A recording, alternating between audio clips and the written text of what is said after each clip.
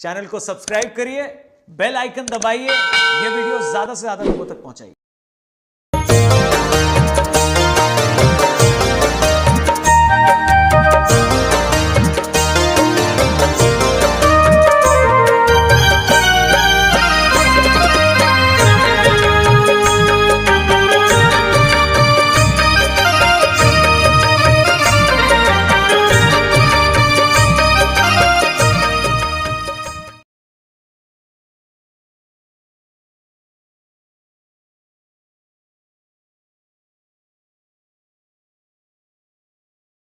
चालू करशुं।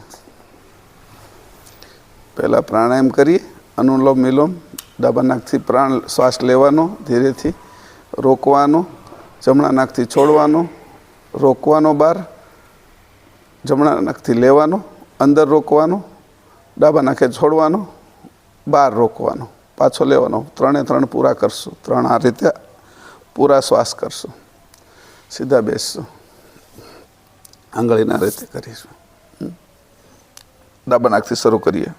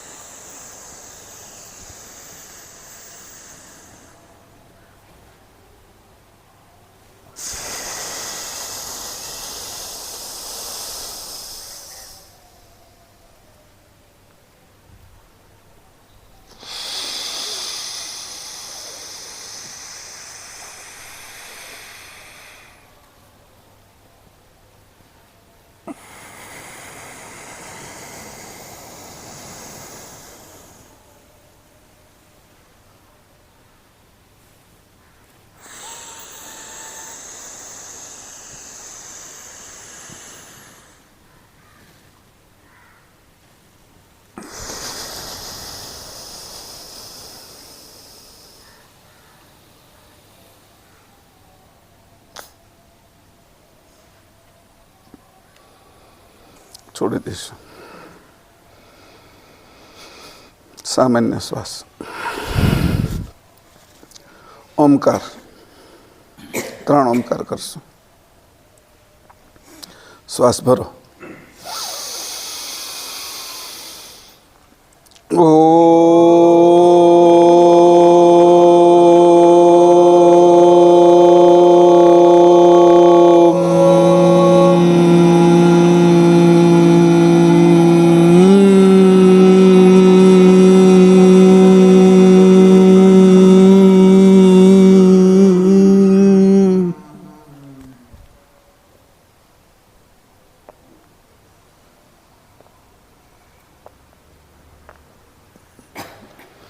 મૂકી દો। નાભીનું ખાસ ધ્યાન રાખવાનું, નાભીથી લેવાની કોશિશ કરવાની છે। વાઇબ્રેટ જે થાય ને ઓમ પહેલું એ આખા શરીરમાં થશે, પછી મોઢું ભીડાશે એટલે માથાના ભાગમાં થશે, અને દાંત ભીસાશે એટલે મગજની અંદર વાઇબ્રેશન થશે। ફોનમાં જેમ વાઇબ્રેટ થાય ને એમ થશે, એટલે ખાસ ધ્યાન રાખજો। એમાં બરાબર જોજો, અભ્યાસ કરજો, અનુભવ કરજો। ફરીથી શ્વાસ લઈએ।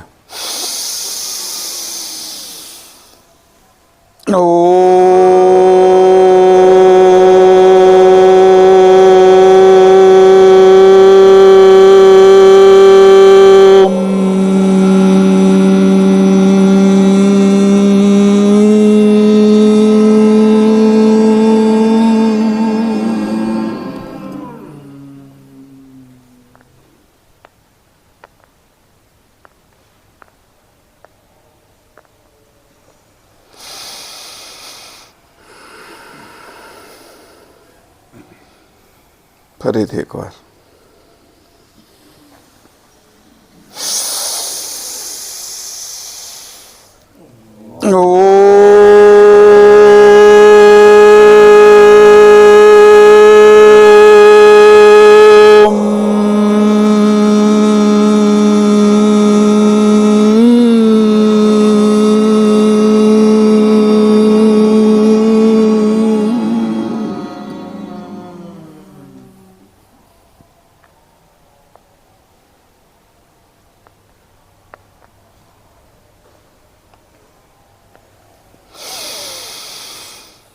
सामान्य श्वास.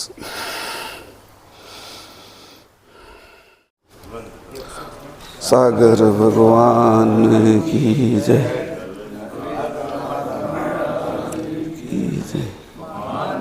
श्री रघुनाथ महाराज की जय.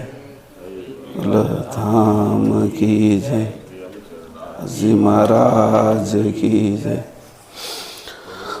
ओम प्रथम परणाम धाम जिनु सकल परापर सरल जाकी सक्त व्यक्त ब्रह्मांड सकल जय जय कैवलनाथ सनातन सर्वगिरधारन अखिलानंदय विनाश विलासिक विविधवधारण लोक चतुर्दश द्वंद्व भनाकरण सधारण विविधि भात गुण ग्रंथ वृंद विद अलग उदाहरण अगणित इंद कटाक्ष पाक्ष वसुतम पद परम अलंघ सलंघ एक तास आस को जाने न मर्म हंस निवासन धाम धनी तुम पुरुष पुरातन नमो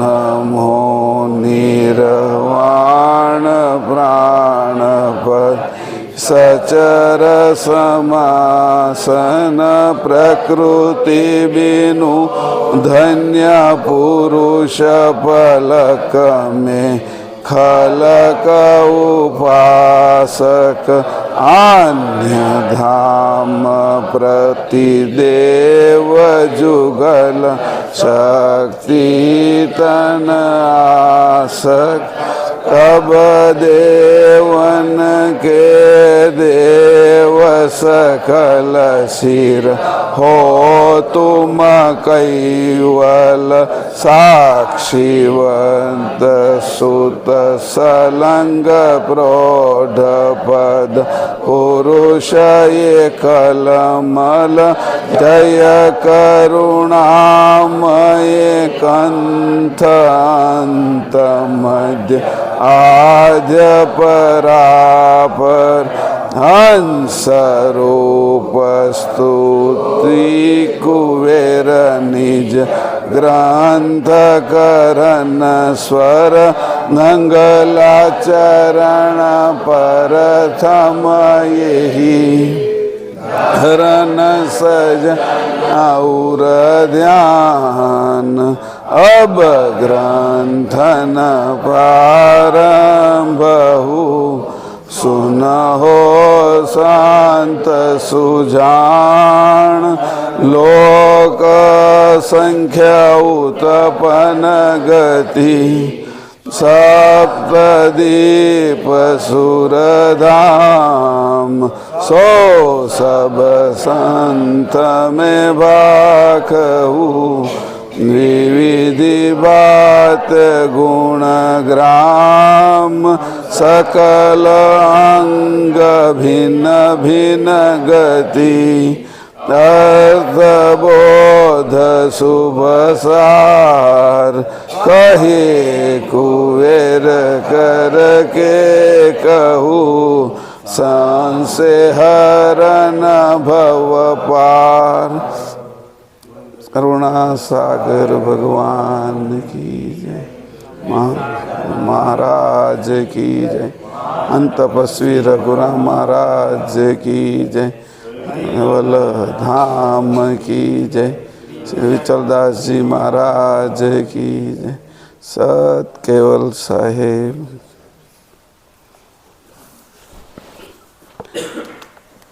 આજે તારીખ 21/12/2024 શનિવાર સવારે 6 વાગે ભગવાન કરુણાસાગર મંદિર ઉમરા ગામ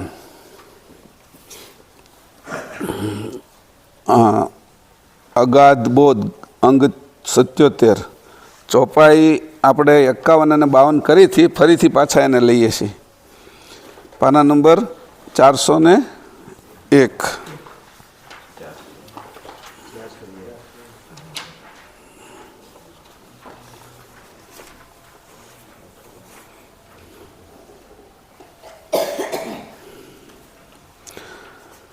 पंदरमी चौपाई फरी 51मी चौपाई फरीथी लई राग प्रमाणे अहींया चालू करजो. मलीम संत सजन ही करन लगे हम ज्ञान भजन ही अगमय गोचर गम नहीं वेदु करी करुणा हम कियो ते ही भेदु. 52मी जड़ चेतन तन करी भिन्न भिन्ना निज कैवल पद लक्ष्य यही दीना. और प्रश्न बहु बूझे अगाधु संशय छोड़ सब कियो समवादु. 52मी 53मी नहीं 53मी करत समास सहुवीते ज्ञान ध्यान मन भैर सरीते.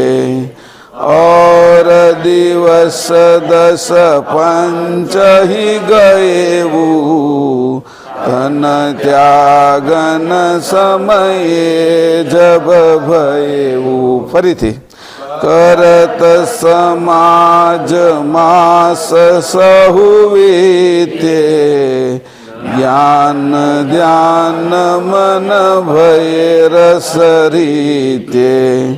और दिवस 10 पंच ही गएवू तन त्यागन समये जब गएवू. હવે અહીંયા 51મી ચોપાઈમાં કીધું છે. શ્રીમદ કરુણાસાગર ભગવાન કહે છે કે આ બધા સંતો અને સજ્જનો એકબીજા સાથે હળી મળીને પ્રેમપૂર્વક રહેતા હતા અને ત્યાં અમે ભજન કીર્તન તથા સત્ય વસ્તુનો બોધ કરતા હતા અને વેદોએ જે પદ માટે નેતિ પોકારેલી છે તે અગમ્ય અને અગોચર પદનો ભેદ કરુણા દ્રષ્ટિ કરી અમો સમજાવતા હતા. એ જ રીતે 52મી ચોપાઈ તેમજ પંચભૌતિક જળ પદાર્થો અને શુદ્ધ ચેતન આપનું આપ જુદા જુદા પ્રકારે સમજાવતા હતા. વળી સઘળી સભા સમક્ષ કૈવલ લક્ષનું જ્ઞાન સમજાવી દીધું હતું અને ઘણા ઘણા પ્રશ્નો બ્રહ્મના અંતરપટની અગમ્ય ગતિના પૂછાતા હતા. તે સર્વના પરિ ઉત્તર તરત જ આપી સર્વના સંશયનું સમાધાન કરતા હતા. પરમગુરુ કહે છે કે સઘળા સંતો સાથે સત સમાગમ કરતા 4 માસ વીતી ગયા અને ઘણા સંતો ધ્યાનની રીત સમજી લક્ષ પક્ષ અનુભવતા હતા. આ પ્રમાણે 15 દિવસ પૂરા થયા, 4 મહિના અને 15 દિવસ બીજા પૂરા થયા અને પ્રેમદાસજીને સ્થૂળ શરીર છોડવાનો સમય આવી પહોંચ્યો. હવે અહીંથી ક્યાંથી શરૂ કર્યું હતું તો કે 46મી ચોપાઈથી, અને 52મી ચોપાઈમાં એનો સમય આવી ગયો. અહીંયા કીધું છે કે કરત સમાજ માસ ચહુ વીત્ય, 4 મહિના વીતી ગયા. જ્ઞાન ધ્યાન મન ભય રસ રીત્ય, પછી પાછું એની જ્ઞાન ધ્યાન આ બધું રસ આ પ્રમાણે એમાં વીતતું ગયું. ઓર દિવસ 10 પંચ હું ગયો, 10 અને 5 એટલે 15 દિવસ પાછા બીજા વહી ગયા. કે ત્યારે હું થયું કે પ્રેમદાસે પોતાના શરીરને છોડવાનો સમય આવી ગયો. તો શરૂ ક્યાંથી કર્યું તો કે 46મી ચોપાઈ એકવાર હજી જોઈ લઈ.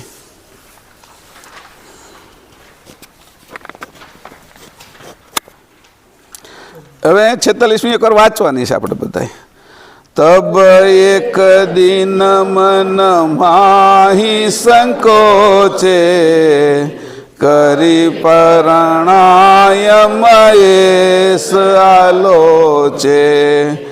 માસ ચતુર દિન 10 और 5, સૂજ પરે મૃત કાલ સકંચુ. અહીંયા એક વાત કરી, આ બે વચ્ચેનો એક ભેદ તમને કીધો કે ભાઈ જ્યારે 4.5 મહિના તો અહીંયા પૂરા થઈ ગયા છે, પણ 4.5 મહિના પહેલાં શું ઘટના ઘટી, એટલે કીધું કે આ લોકો 4.5 મહિના રહ્યા હતા કે ઓછા સમય કે વધારે સમય રહ્યા હતા ત્યાં સારસામાં. તો એ નક્કી થાય છે ત્યારે એમ કીધું કે એને આ 46મી ચોપાઈ એવું કહે છે કે પ્રાણાયામ કરીને ધ્યાન જ્યારે કરતા હતા ત્યારે એની જોયું કે મારા 4.5 મહિના બાકી છે, કે 4 મહિના ને 15 દિવસ બાકી છે મારા આ શરીરના, પછી મારું મૃત્યુ થવાનું છે. એટલે થોડી પણ વાર ના લગાડી, એટલે એની તરત જ આતુરતાથી બીજી જે 47મી ચોપાઈ છે ને એમાં કયો બર જે આતુર્મમ સ્વામી, એની જે વાહેની ચોપાઈ છે ને એનું પાછળના જે લીટી છે એમાં લખ્યું છે 47મી ચોપાઈમાં જોઈ લો. ક્યોબર જે આતુર્મન સ્વામી, એટલે તરત ને તરત સુખરામને બોલાવ્યા કે હવે મારે ઘર સમય નથી, આપણે ગાડીનું લેટ થતું હોય ને તો જલ્દી હાલો એમ કરીએ. આપણે ટ્રેનમાં કે આમાં કે ચૂકાઈ જવાનું હોય, પ્લેન ચૂકાઈ જવાનું હોય તો આપણે કેમ કહીએ જલ્દી નીકળો એમ. એટલે એને ઘડી કઈ હવે મારે રાહ જોવી નથી એવું પ્રેમદાસે સુખરામને કીધું, જલ્દી આવો એમ. એટલે તે દિવસે ને તે દિવસે ગયા. સમજાણું? ત્યારે 4 મહિના ને 15 દિવસ આરસામાં પૂરેપૂરા રહ્યા એમ. આ બે ચોપાઈનો અર્થ કરવાનો એમાં કે વચ્ચે આ છે એ 46મી ચોપાઈથી ને 47માં કે હે સુખરામ સવારમાં બેઠા હોય ધ્યાનમાં અને પ્રાણાયામ કરીને એની ધ્યાન કર્યું કે હવે કેટલો સમય મારો બાકી રહ્યો છે આ શરીરનો.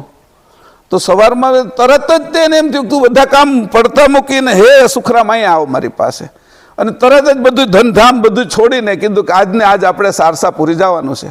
બાલકથી મને લાગે સારસાપુરી બહુ દૂર નહીં હોય, એટલે તે દિવસે જ નીકળી ગયા છે બધા. તો પૂરેપૂરો સમય 4.5 મહિના સુધી પરમગુરુની સાથે એ લોકો રહ્યા છે. હવે 4.5 મહિના રહ્યા છે તો કર્યું હું? અહીંયા મુદ્દો અત્યારે આપણે શરૂ કર્યો કે એને હું જોતું હતું. એટલે હવે અમારા થોડા પ્રશ્ન હતા, એટલે તમે કદાચ પછી પાછળથી ફોટો પાડી લીજો અને લખી લીજો. આટલું આપણે જે ચલાવ્યું અહીંયા સુધી કે આપણે જે ચોપાઈઓ છે એ 53 સુધી ગયા. તો 53 ચોપાઈના અર્થમાં શું આવ્યા તો કે સારસાપુરીમાં પરમગુરુ પાસે કોણ આવ્યું, ક્યાંથી? તમારે મને જવાબ કોણ આવ્યું? ભલે સામાન્ય જવાબ છે, બધાને ખબર છે, પ્રેમદાસ આવ્યા. બરાબર. ક્યાંથી આવ્યા? ભાલેજથી. કેટલા જણાને લઈને આવ્યા? 7, અને પોતે 8માં. બરાબર ને? તો આપને ખબર છે કે એ ત્યાં ગયા છે. પછી કીધું શા માટે આવ્યા અને આવીને કઈ રીતે સારસામાં રહ્યા, તો એની પછી ચોપાઈ હોતી હતી કે શા માટે આવ્યા થાય કે હવે મારો સમય છે એ પૂરો થવાનો છે અને મારી આગળ જે જ્ઞાન છે એ બ્રહ્મ જ્ઞાન છે. આ બ્રહ્મ જ્ઞાનથી હું 3 કાળ જોઈ શકું છું. આયુષને પણ લાંબુ કદાચ કરવું હોય તો કરી શકું, પણ જે બ્રહ્મજ્ઞાનીઓ છે ને એ મૂળ રચનાની અંદર બહુ ફેરફાર ન કરે. અજ્ઞાની જ્ઞાનમાં અધૂરા હોય એ બધા ફેરફાર કરે. જેને પૂર્ણ જેને જ્ઞાન બ્રહ્મ જ્ઞાન જોઈએ ને એ પણ આયુષનો એનો વધારો ન કરે, કારણ કે એને ખબર છે કે આ જ્ઞાનના જે જ્ઞાની છે એ લોકોનો જે સમય છે એમાં જ કામ કરીને પૂરું કરીને વહી જવાનું હોય. પણ જે લોકોને એવું છે કે સિદ્ધિઓ અને રિદ્ધિઓ અને મેળવું તો પેલા અવધૂતની જેમ લાંબો સમય આયુષ્ય રાખે, આકાશમાં ઉડે હોતી, પણ એનો અહમેવ એને ઉત્પન્ન થાય. એક દિવસ આપણું આયુષ્ય વધારી દઈએ ને આપણે, એક દિવસ અથવા કોઈનું વધારીને એટલે આપણે એનો અહમેવ ઉત્પન્ન થાય. એ અહમેવ આપણે પાડે. જે આગળની સિદ્ધિઓ આવતી હોય, આગળ આપણે જે મૂળ જ્ઞાન લેવાનું છે કૈવલ જ્ઞાન, તો કૈવલ જ્ઞાનની અંદર એ પાછા પાડી દે આપણને. એટલે એની એકેય દિવસ વધારવાની કોશિશ કરી નથી. બીજી જગ્યાએ જો તો લોમસ ઋષિ છે 108 રામા અવતાર જીવ્યા. બગદાલમ ઋષિ હતા તો એ 84 રામા અવતાર જીવ્યા. 108 વખત રામ આવીને વહી ગયા. 184 રામા અવતાર બગદાલમ ઋષિ એટલું જીવ્યા. એવી રીતે પરમગુરુએ ઉલ્લેખ નથી કર્યો લોમસ એટલું જીવ્યા તો શું થઈ ગયું કે જ્ઞાનની અંદર તો અધૂરા રહ્યા કે. એટલે તો એને જનકના દરબારની અંદર આવ્યા ને જ્ઞાનની અંદર ચર્ચા કરવામાં હારી ગયા, એટલે જનકની જેલમાં પૂરવામાં આવ્યા કે. લોમસ આવા હતા એટલું 108 રામ આવીને એની આગળ વહી ગયા હતા. 108 રામ આવે એટલે એક રામથી બીજા રામ વચ્ચેનો સમય કેટલો? 43,20,000 વર્ષ. 43,20,000 વર્ષ એને ગુણ્યા 108 વખત કરી એટલો સમય એની શરીર રાખ્યું. તો પણ એ કે જ્ઞાન તરફ પ્રેમદાસ આ વાત સમજતા હતા કે એક દિવસે આપણે કોઈનો વધારીએ અથવા આપણો છે એ વધારીએ તો એની અંદર છે એ આપણી તાકાત હોય છતાં પણ આપણે અહમ લાગે. અને એ અહમ લાગે એટલા માટે કે કાળને આપણે છે એ છેડ્યો છે, સંછેડ્યો છે. એટલે આપણું જ્ઞાન પૂર્ણ ન થવા દે. જે જ્ઞાની માણસ હોય એ પોતાના જીવનની અંદર લાંબા ફેરફાર ન કરે. એનું જીવન સરળ રીતે ચાલતું હોય અને સરળતાથી જે ચાલે એની અંદર એ જ્ઞાનનો અંદર સમજે, બહાર વ્યવહાર કરવાનો નથી. તો એ વાત પણ અહીંયા સમજાતી. એને જે શા માટે આ વાત કે આ બ્રહ્મ જ્ઞાન હતું ને એના ઉપર કૈવલ જ્ઞાન છે. આ કૈવલ જ્ઞાનના માટે પરમ ગુરુ પાસે જવું પડે એવું એને ધ્યાનમાં બતાવ્યું. અને એટલા માટે બતાવ્યું કે આગળ આની આ વાત સાંભળી હતી જ્યારે બ્રહ્મધામની કૈવલધામથી અંદર આવતા હતા જ્યારે પરમ ગુરુ આ બાજુ જે આવ્યા ત્યારે બ્રહ્મધામને છોડીને આવ્યા નિરંજન ધામમાં. ત્યારે જ્યાં જ્યાં જેટલો સત્સંગ થયો અથવા એને કોઈ જોઈ લીધા કે આવી કોઈ વ્યક્તિ જાય છે, પ્રકાશ જોઈ લીધો એનો, તો એ જોઈને એની પાછળ પડ્યા કે આ કોણ છે, મારે ત્યાં જવું છે કે. આવા દેદીપ્યમાન એકદમ પ્રકાશિત જેનો પ્રકાશ જોતા જ મને આકર્ષણ થઈ જાય છે એવા કોણ વ્યક્તિ જતા હશે અને કેવી રીતે જતા હશે, કોણ હશે? તો એના માટે એને ત્યારથી એની સાથે પ્રીતિ થઈ ગયેલી આ મનુષ્ય શરીર મળ્યા પહેલા જે ધામમાં હતા ત્યાંની. હવે એ પ્રીતિ કે મારે આગળ શું છે એ જાણવું છે કે આ ઉપરથી આવે છે તો આગળ કંઈક હશે ને એમ. સમજાણું? આપણે અહીંયા ગયા હોય કલકત્તા તો ત્યાં ગંગા સાગરને મળતી હોય એટલે એનું મિલન થાય, સમુદ્રને મળે. પણ એ કે આગળથી ક્યાંકથી આવતી હોય ને એટલે પાછા આવે તો પછી ધીરે ધીરે એમ પહોંચતા પ્રયાગરાજ આવે, કાશી આવે, એમ કરતા હરિદ્વાર, ઋષિકેશ, પછી ગંગોત્રી અને ગૌમુખ સુધી પહોંચે. કે મૂળ ક્યાંથી આવે છે કે એ મૂળ આ બધું કોની રચના કરી છે, કોણ આના રચયિતા છે અને મારો ને એનો શું સંબંધ છે એ જ્યાં સુધી એને ખબર ન પડે, મૂળ સુધી ન પહોંચે ત્યાં સુધી જે એનું પૂર્ણ જ્ઞાન છે એ જ્ઞાન થાય નહીં. તો એના માટે આવ્યા કે કહ્યું કે પૂર્ણ જ્ઞાન કરવા માટે કઈ રીતે સારસામાં રહ્યા? તો કે સારસાની અંદર રહેવાની રીત શું હતી એની? તો એની પહેલાં તો એનું અભિમાન છોડ્યું ને. આપણે પહેલાં જ્યારે જ્યાં જઈએ ને તો હું બ્રહ્મજ્ઞાની છું અને મારી આગળ એટલા બધા ભાલેજની અંદર શિષ્ય છે. જેટલું પરમ ગુરુનું અહીંયા સારસામાં ધામ હતું ને એવું જ ધામ એનું ત્યાં ભાલેજમાં હતું. એટલો જ મોટો આશ્રમ હતો. રાજા મહારાજાઓ એના શિષ્યો હતા. ચારેય ધામના જે સાધુ સંતો હતા, યોગીઓ હતા, તપસ્વીઓ હતા, સિદ્ધો હતા, મહંતો હતા, એ એના ધામમાં આવવાના માટે પ્રયત્ન કરતા ને ત્યાં રોકાતા, રહેતા, એની બધી વ્યવસ્થા કરી હતી. એવડું મોટું ધામ એનું હતું ભાલેજની અંદર અને એ ગુરુ કહેવાતા, બધા એને પગે લાગતા હતા. તો એની આવીને એ બધું જ છોડી દીધું. અહમ, આ ગુરુપદનો અહમ, મારું ધામ, ધન જે કાંઈ હતું એ છોડી દીધું. એ છોડીને એ રીતે અહીંયા રહ્યા પરમ ગુરુના સામાન્ય મને શીખવા માટે જે જરૂરી છે એમ સામાન્ય થઈને રહ્યા.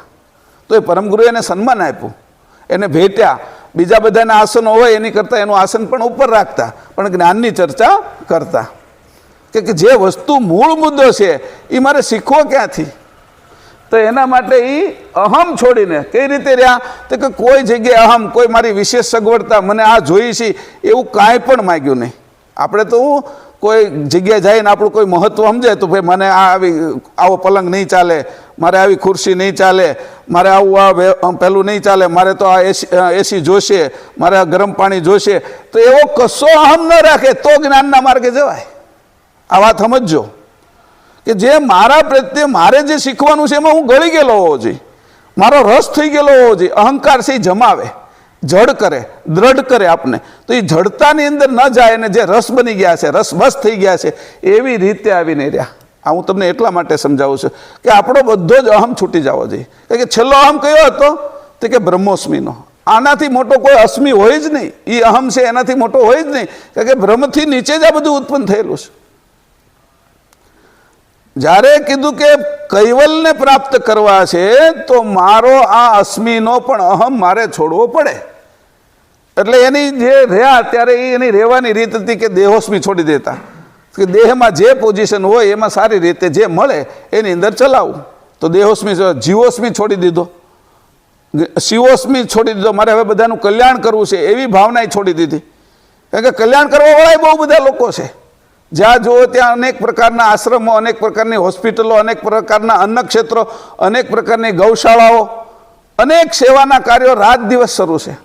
દરેક દેવ સેવા કરે છે. સૂર્ય ઉગીને સેવા કરે છે, ચંદ્ર છે એ તિથિઓથી સેવા કરે, પૃથ્વી સ્થિર રહીને આપણે સેવા કરે છે, સમુદ્ર છે એની અંદર ભરતીને ઓટ લાવીને સેવા કરે છે.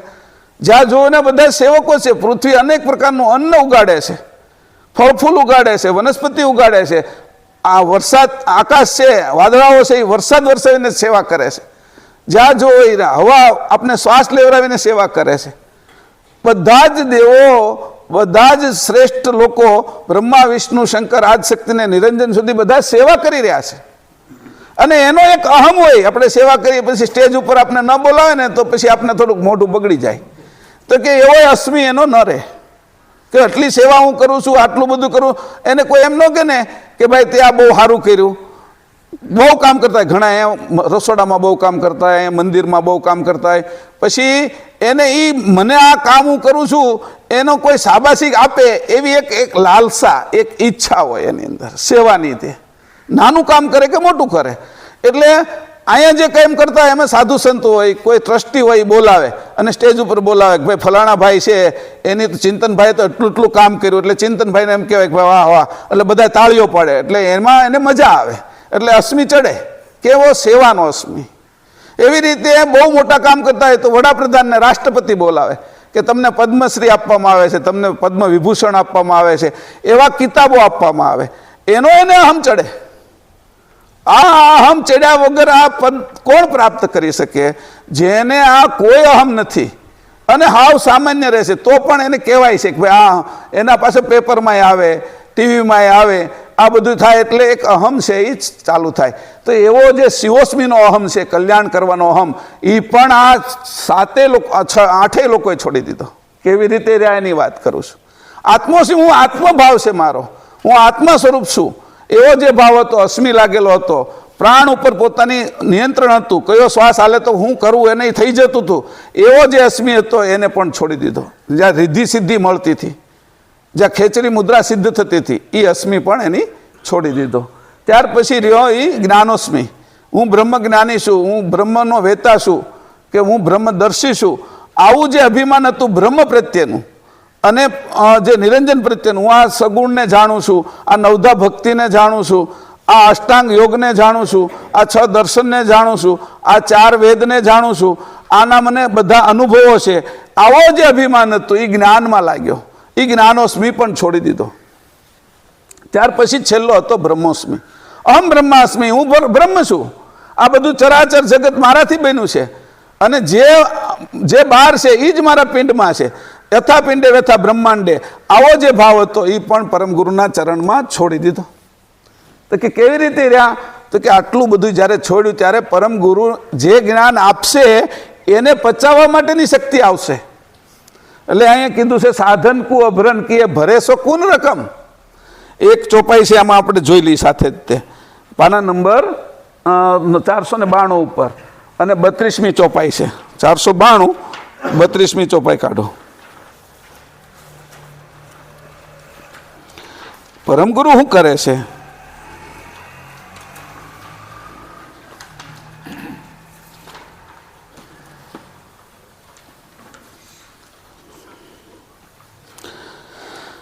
આ યજન ભજન વિધિનું છે. હું વાંચું છું, ખાલી વાંચું છું, તમે જોઈ લીજો, સાંભળજો.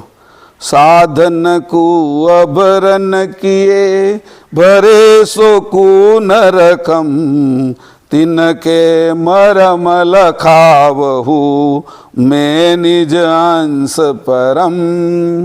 આ સાધન છે કે કોઈ પણ ડબ્બો હોય, થેલી હોય, કઈ વસ્તુ હોય એને આપણે ભરીએ ને, એમ આ સાધન છે. શરીરમાં આપણે રોજ ખાવાનું પીવાનું બધું ભરીએ, એવી રીતે આપણા મનમાં પણ ભરીએ, એમ આપણી બુદ્ધિમાં પણ ભરીએ, અને આપણી સમજમાં પણ એક પ્રકારની સમજ ભરીએ.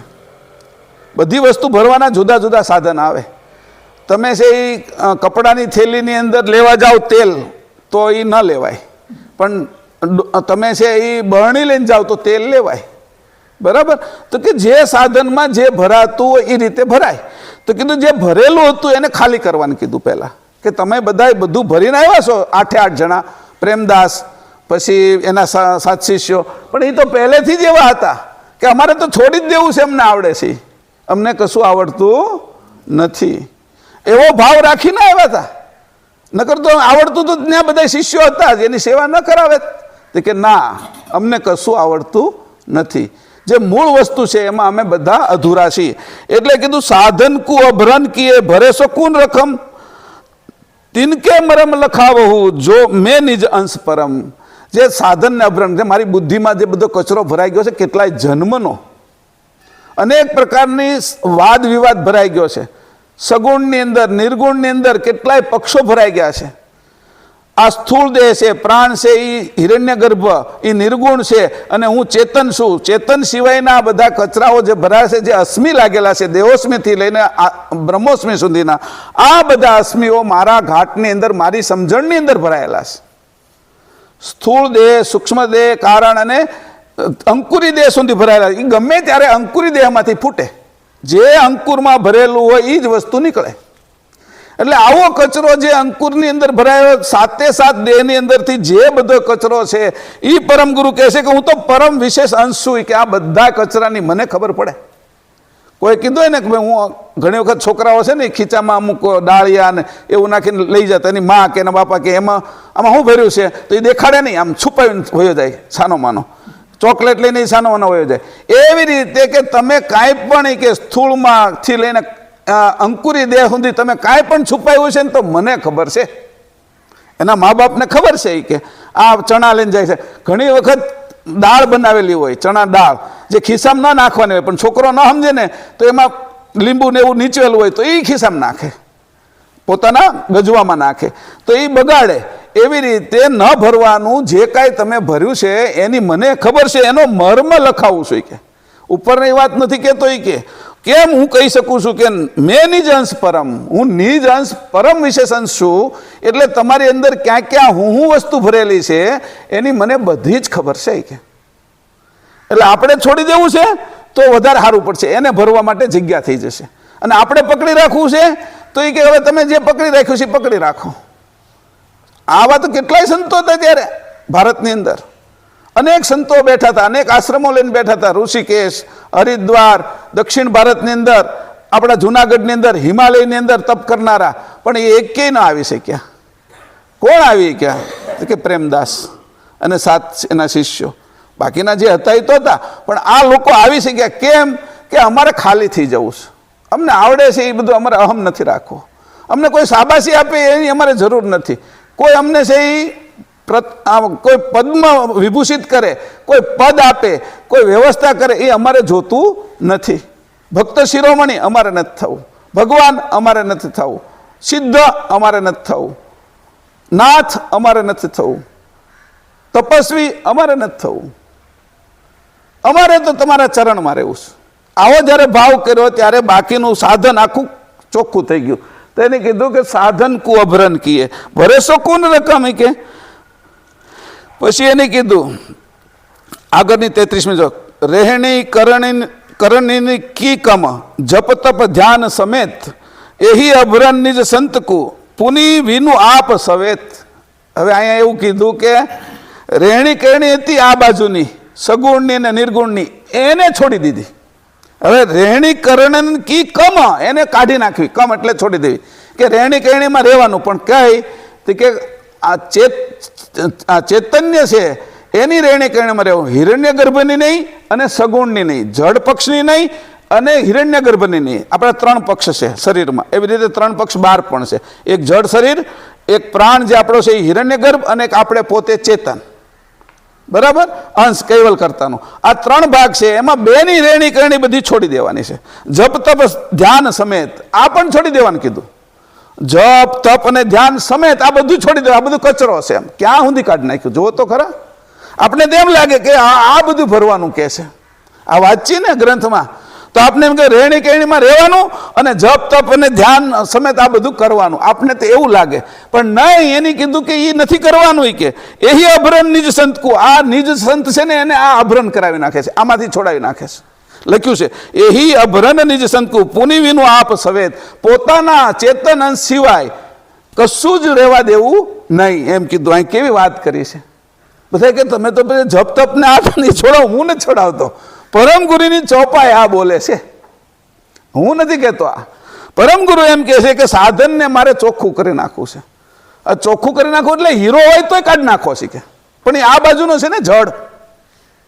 એવી રીતે હિરણ્યગર્ભ પ્રાણની અંદર ભરેલી જે વિભૂતિ છે એને મારે નથી જોતી. જે વિભૂતિ ગીતાની અંદર વખાણ કરવામાં આવ્યા છે કે જે વિભૂતિ કે હું છે એ મહિનામાં માક્ષર છું, છોડમાં તુલસી છું, પછી વૃક્ષની અંદર પીપળો છું, આવા બધા જે મારા સ્વરૂપ છે કે એ રીતનું મારું જે સ્વરૂપ છે શ્રેષ્ઠ સ્વરૂપ બધા, એ જે વિભૂતિ ક્યાં ભરેલી છે તો કે પ્રણવમાં. તો કે એવી વિભૂતિ માને નથી જોઈતી, નકર તો હું નિરંજનમાં અટકી જઈશ. જે નિરંજનની અંદર કૃષ્ણ આવ્યા છે અને કૃષ્ણ નિરંજનની વિભૂતિને પોતાની વિભૂતિ ગણાવે છે, એમ કે હું પણ એ જો મારે ધારણ કરીશ તો કે એ પણ કાઢી નાખો. તો આ કીધું રેહણી કરણની કી કમ, રેહણી કેરણીની હું કમી કરી નાખું છું. કે કઈ? તો કે સગુણની અને નિર્ગુણની. જપ તપ ધ્યાન સમેત, કે તમે જે જપ અત્યારે કરો છો, પછી તપ કરો છો અને ધ્યાન કરો છો, તમને એવું છે કે મને સિદ્ધિ મળે એટલે તપ કરો છો. પછી તમને જપ કરો છો કે ભાઈ મારા બધા કામો થાય એટલે જપ કરો છો. ધ્યાન કરો છો એટલે મને આનંદ આવે છે, મને સુખ મળે છે એટલે ધ્યાન કરો છો. એ ધ્યાન કરનારાનું તો કોઈ ધ્યાન કરી શકતું નથી. કે તમે બીજી વસ્તુનું ધ્યાન કરો છો. એટલે આ બધું બાહ્ય છે કે તમારા સિવાયનું છે કે એને હું કાઢી નાખું છું. હવે વધશે કોણ? તો કે પોતે એકલો. કોણ વધે છે? તો કે પુનિની જ આપ સવેત, એક તું પોતે સવેતાશ હોય કે વેતાશ હોય, આ બધાનો ઈ તું વધે હોય કે. હવે મને એની અંદર ભરું, તું ખાલી થઈ ગયો ને એમાં હું હવે મારું જ્ઞાન ભરી શીખે. અબ જેહી ભરન કી કહું, હવે જે ભરવાની વાત કરું આ બધું કાઢી નાખવાની વાત કરી કે, પણ હવે જે તને ભરવાનું છે એ હું ભરું છું. જો અબ જેહી ભરન કી કહું, સુનિયો સંત સબે, ભાગે ક્ષુધા ફરન ભવ, જો ચિત ચખો તબે. હું ભરી શીખે આ જે કે જેહી અબ જેહી ભરન કર્યું ત્યાં સુધી તો કાઢી નાખ્યું. જપ તપ એ બધું કાઢી નાખ્યું. તમે આને બરાબર સમજજો. આ ગ્રંથ આવી રીતે છે. આ 8 લોકોને કહે છે કે આ બધું કાઢી નાખો. કે તમે જે જપ તપ બ્રહ્મ જ્ઞાન આ જે અશ્મિ લાગેલા છે બ્રહ્મોશ્મિ સુધીના, એ બધું તમારું કાંઈ કામનું નથી. કે એટલે તમે આ બધું કાઢી નાખો. અને સાધનને તદ્દન ચોખ્ખા કરી નાખ્યા એકદમ, એની અંદર કશું ન રહેવા દીધું. ત્યાર પછી કે મારી વસ્તુ તારી અંદર ભરીશ. કોઈ સોનાનો વાટકો હોય એની અંદર સિંહણનું દૂધ લેવા જાય તો એ સોનાના વાટક્યાની અંદર જ ભરાય, બીજા વાટક્યાની અંદર આવે નહીં, ફાટી જાય. પછી સોનાના વાટક્યાની અંદર પાછું ગાયનું દૂધ ભરેલું હોય અને એમાં તમે સિંહનું દૂધ લેવા જાઓ તો એમાં આવે નહીં, કારણ કે ભરેલું છે ને. સિંહનું દૂધ ભરવા માટે તમારે આ વાટકો સોનાનો હોય તો પણ તમારે એને ખાલી કરવો પડે, તો સિંહણનું દૂધ અંદર ભરી શકાય, નકર ગાયનું રે. તો કીધું કે આ મારી જે વાત છે એ તમારામાં ભરવી છે. અબ જેહી ભરન કી કહું, જે ભરવાની વાત છે એ હે સંતો તમને કહું છું. કે આ બીજા કોઈને સંબોધન જ નથી કર્યું કે હું તમારી અંદર ભરું. ભાગે ક્ષુધા ફરન ભવ, એ કોઈ પણ ભૂખ નહીં રહે. કે ભૂખ તરસ બધી મટી જશે. કે કઈ શરીરની નહીં, બધા જ પ્રકારની વિચારોની ભૂખ તરસ હોય. આપણે આપણા વિચારના માણસો હોય ને ત્યાં દોડીને જઈએ આપણે, અને વિરુદ્ધ વિચારના હોય ને ત્યાં ન જાય. આપણે ભાવતું હોય ને ત્યાં તરત જાય, આપણે ન ભાવતું હોય ને ત્યાં ન જાય, એ ખાઈ નહીં આપણે. તો અનેક પ્રકારની ક્ષુધા છે આપણા વિચારોની છે, એમ આપણે ભૌતિક ખાઈ છીએ એની છે. પછી આપણા જે શોખ છે, આપણી જે ઈચ્છાઓ છે, આકાંક્ષાઓ છે, એ બધી ભૂખ છે. આંખને હારું હારું જોવું છે, કાનને છે હારું હારું સાંભળવું છે, જીભને હારા સ્વાદ લેવા છે, આ બધી જ ઇન્દ્રિયોની જે ક્ષુધા છે. પછી પ્રાણ, શ્વાસને પાછો શ્વાસ લેવો છે. એ એક પ્રકારનું છે, એ ઓટો સિસ્ટમ છે, છતાં એને એ કરવું છે. આ શ્વાસે શ્વાસે શરીર હાલે છે. એવી આ જગતમાં શ્વાસ ભરવાની જે પ્રક્રિયા છે અશુદ્ધ શ્વાસની, જે પ્રણવ અત્યારે આપણે લઈએ છીએ, અપાન, પ્રાણ, વ્યાન, ઉદાન અને સમાન, અને છોડવામાં જે કુર્મ, કલકલ, દેવદત્ત, ધનંજય, નાગ, આ 5 તત્વોના 5 પ્રણવ, 5 લેવાના અને 5 છોડવાના છે. તો આ બધા જ વિકારી છે. એ જ્યાં સુધી તને ખાવાની ટેવ છે ત્યાં સુધી તું શુદ્ધ નહીં થાય. કે જે તને હું જે તારી અંદર ભરીશ એ પ્રણવ કેવો ભરીશ કે એ જોતું. એની આગળ એને કીધું કે પછી તને આ જગતમાં કાંઈ ચાખવાનું મન નહીં થાય. સમજો ને, આપણે રસોઈ બનતી હોય ને તો આપણેથી રહેવાય નહીં ક્યારેક, એટલે ત્યાં રસોડામાં જઈને થોડુંક ચાખી આવી, અને પ્રસંગો હોય ને ત્યાં તો ખાસ જાય. એટલે એને કીધું પછી તને આવું ચાખવાનું પણ મન નહીં થાય ચિત્તની અંદર. આ જે ભોગ છે, આ બધી વાસનાઓ છે, આ બધી આકાંક્ષાઓ છે, એવો તારી ભૂખ ભાગી જશે કે હું તારી અંદર એવું ભરી દઈશ કે કોઈ પણ પ્રકારની ભૂખ નહીં રહે અને ઈચ્છા નહીં રહે. એટલે તારે વાહે કોઈની દોડવું નહીં પડે. તો દોડે છે હું કામ કોઈની પાછળ, તારથી અધિકની પાછળ, કે તને ઈચ્છા છે કે એ મને કંઈક આપી દે, એ મને સુખ આપે, મને આનંદ આપે. એવી તારી જે ઈચ્છા છે, તારે કોઈની આગળથી કાંઈ લેવું છે એટલે તારે કોઈના ગુલામ થવું પડે છે. આ ગુલામી તને છે એ પરતંત્ર કરે છે. હું તને સ્વતંત્ર કરવાનો માર્ગ આપું છું. આવી વાત કરી તો કીધું કે ભાગે ક્ષુધા ફરન ભવ, જો ચિત્ત ચખો તબે. ચિત્તની ચાહના પણ નહીં રહી કે તું એકવાર મારી વાત ચાખી લે નહીં કે પછી આ બાજુ તને કોઈ વસ્તુ પકડી નહીં શકે. કે તને કોણ નહીં પકડીએ કે એમ કીધું, તને તારો દેહ નહીં પકડીએ કે, તારો જીવ, તારી જે વાસના રહી છે એ નહીં પકડીએ કે, તને કલ્યાણ કરવાનું, બધાનું સેવા કરવાની ભાવના છે એ તને નહીં પકડીએ કે, તને આત્મભાવ નહીં પકડે કે, તને જ્ઞાન ભાવ નહીં પકડે કે, તને બ્રહ્મસ્મી નહીં પકડી શકે, કોઈ દેવ નહીં પકડે કે, કોઈ દાનવ નહીં પકડે કે, તને તારો શ્વાસ નહીં પકડીએ કે. તારે અત્યારે શ્વાસથી જીવવું પડે છે ને આ શરીરમાં, પણ તારે શરીર વગર તું જીવતો હશે કે, શ્વાસ વગર તું જીવતો હશે કે, અને એ હાથ શરીર વગર જીવતો હશે કે. એ વસ્તુ મારે તને આપવી છે કે, અને આ વસ્તુ બાકી રહી હતી એટલા માટે આ લોકો આવ્યા. 7 જણાને લઈ અને પ્રેમદાસજી સારસાની અંદર 4.5 મહિના રહ્યા. હું વાત કરી 4.5 મહિના. પહેલા અઠવાડિયામાં હું વાત કરી, બીજા અઠવાડિયામાં હું વાત કરી, પહેલા દિવસે હું વાત કરી, 10મા દિવસે હું વાત કરી, 135 દિવસ સુધી હું વાત કરી, અને 135મા દિવસે હું બધાને દેખાડ્યું અને પ્રેમદાસે કઈ રીતે શરીર છોડ્યું. આટલો વિષય એની અંદર હતો કે ભાઈ જો હોય કે, તો કે તું એકવાર મને ચાખી લઈ કે તારી ભૂખ મટી જશે કે, કોઈ વાસના નહીં રહે. અને આ વાસના બધી કામનાઓ તારી અંદર કેવી ભરાણી છે કે, દરેક દેહની અંદર એવી એવી કામનાઓ વ્યવસ્થિત રીતે ભરેલી છે. તત્વો એવા ગૂંથીને ભર્યા છે કે એ ગૂંથાયેલા તત્વની અંદરથી અંશની વૃત્તિ બહાર જતી જ નથી. એને ચાસમીની જ ઈચ્છા થયા કરે છે કે થોડી વારમાં ચાસમી લેવી છે. ચાસમી જ્યાં સુધી લે છે ત્યાં સુધી આ તન ઉપર એની ઈચ્છા રહ્યા કરે છે, અને તનથી છૂટો પડતો નથી. અને આ વાસના એને મોટા મોટી છે કે અંશને વાસના ક્યાંથી લાગી કે, જે મેં પહેલાં લખ્યું છે કે ચૂસણી, ચાસમી અને ચાસણી. જે ચૂસણી છે એના તો ઉપરના કે 11 ધામ છે અને 12મું કૈવલ ધામ છે. તો કૈવલ ધામમાં ચૂસણી નથી, નીચેના 11 ધામની અંદર ચૂસણી રહેલી. ચૂસણી ખાલી ચૂસવાની એવી ઈચ્છા, અને એના જે અંશો રહે છે આવ્યા ક્યાંથી? પરમગુરુ લખ્યું છે અહીંથી કોઈ ગયા નથી અને ત્યાંથી કોઈ અહીંયા આવતું નથી.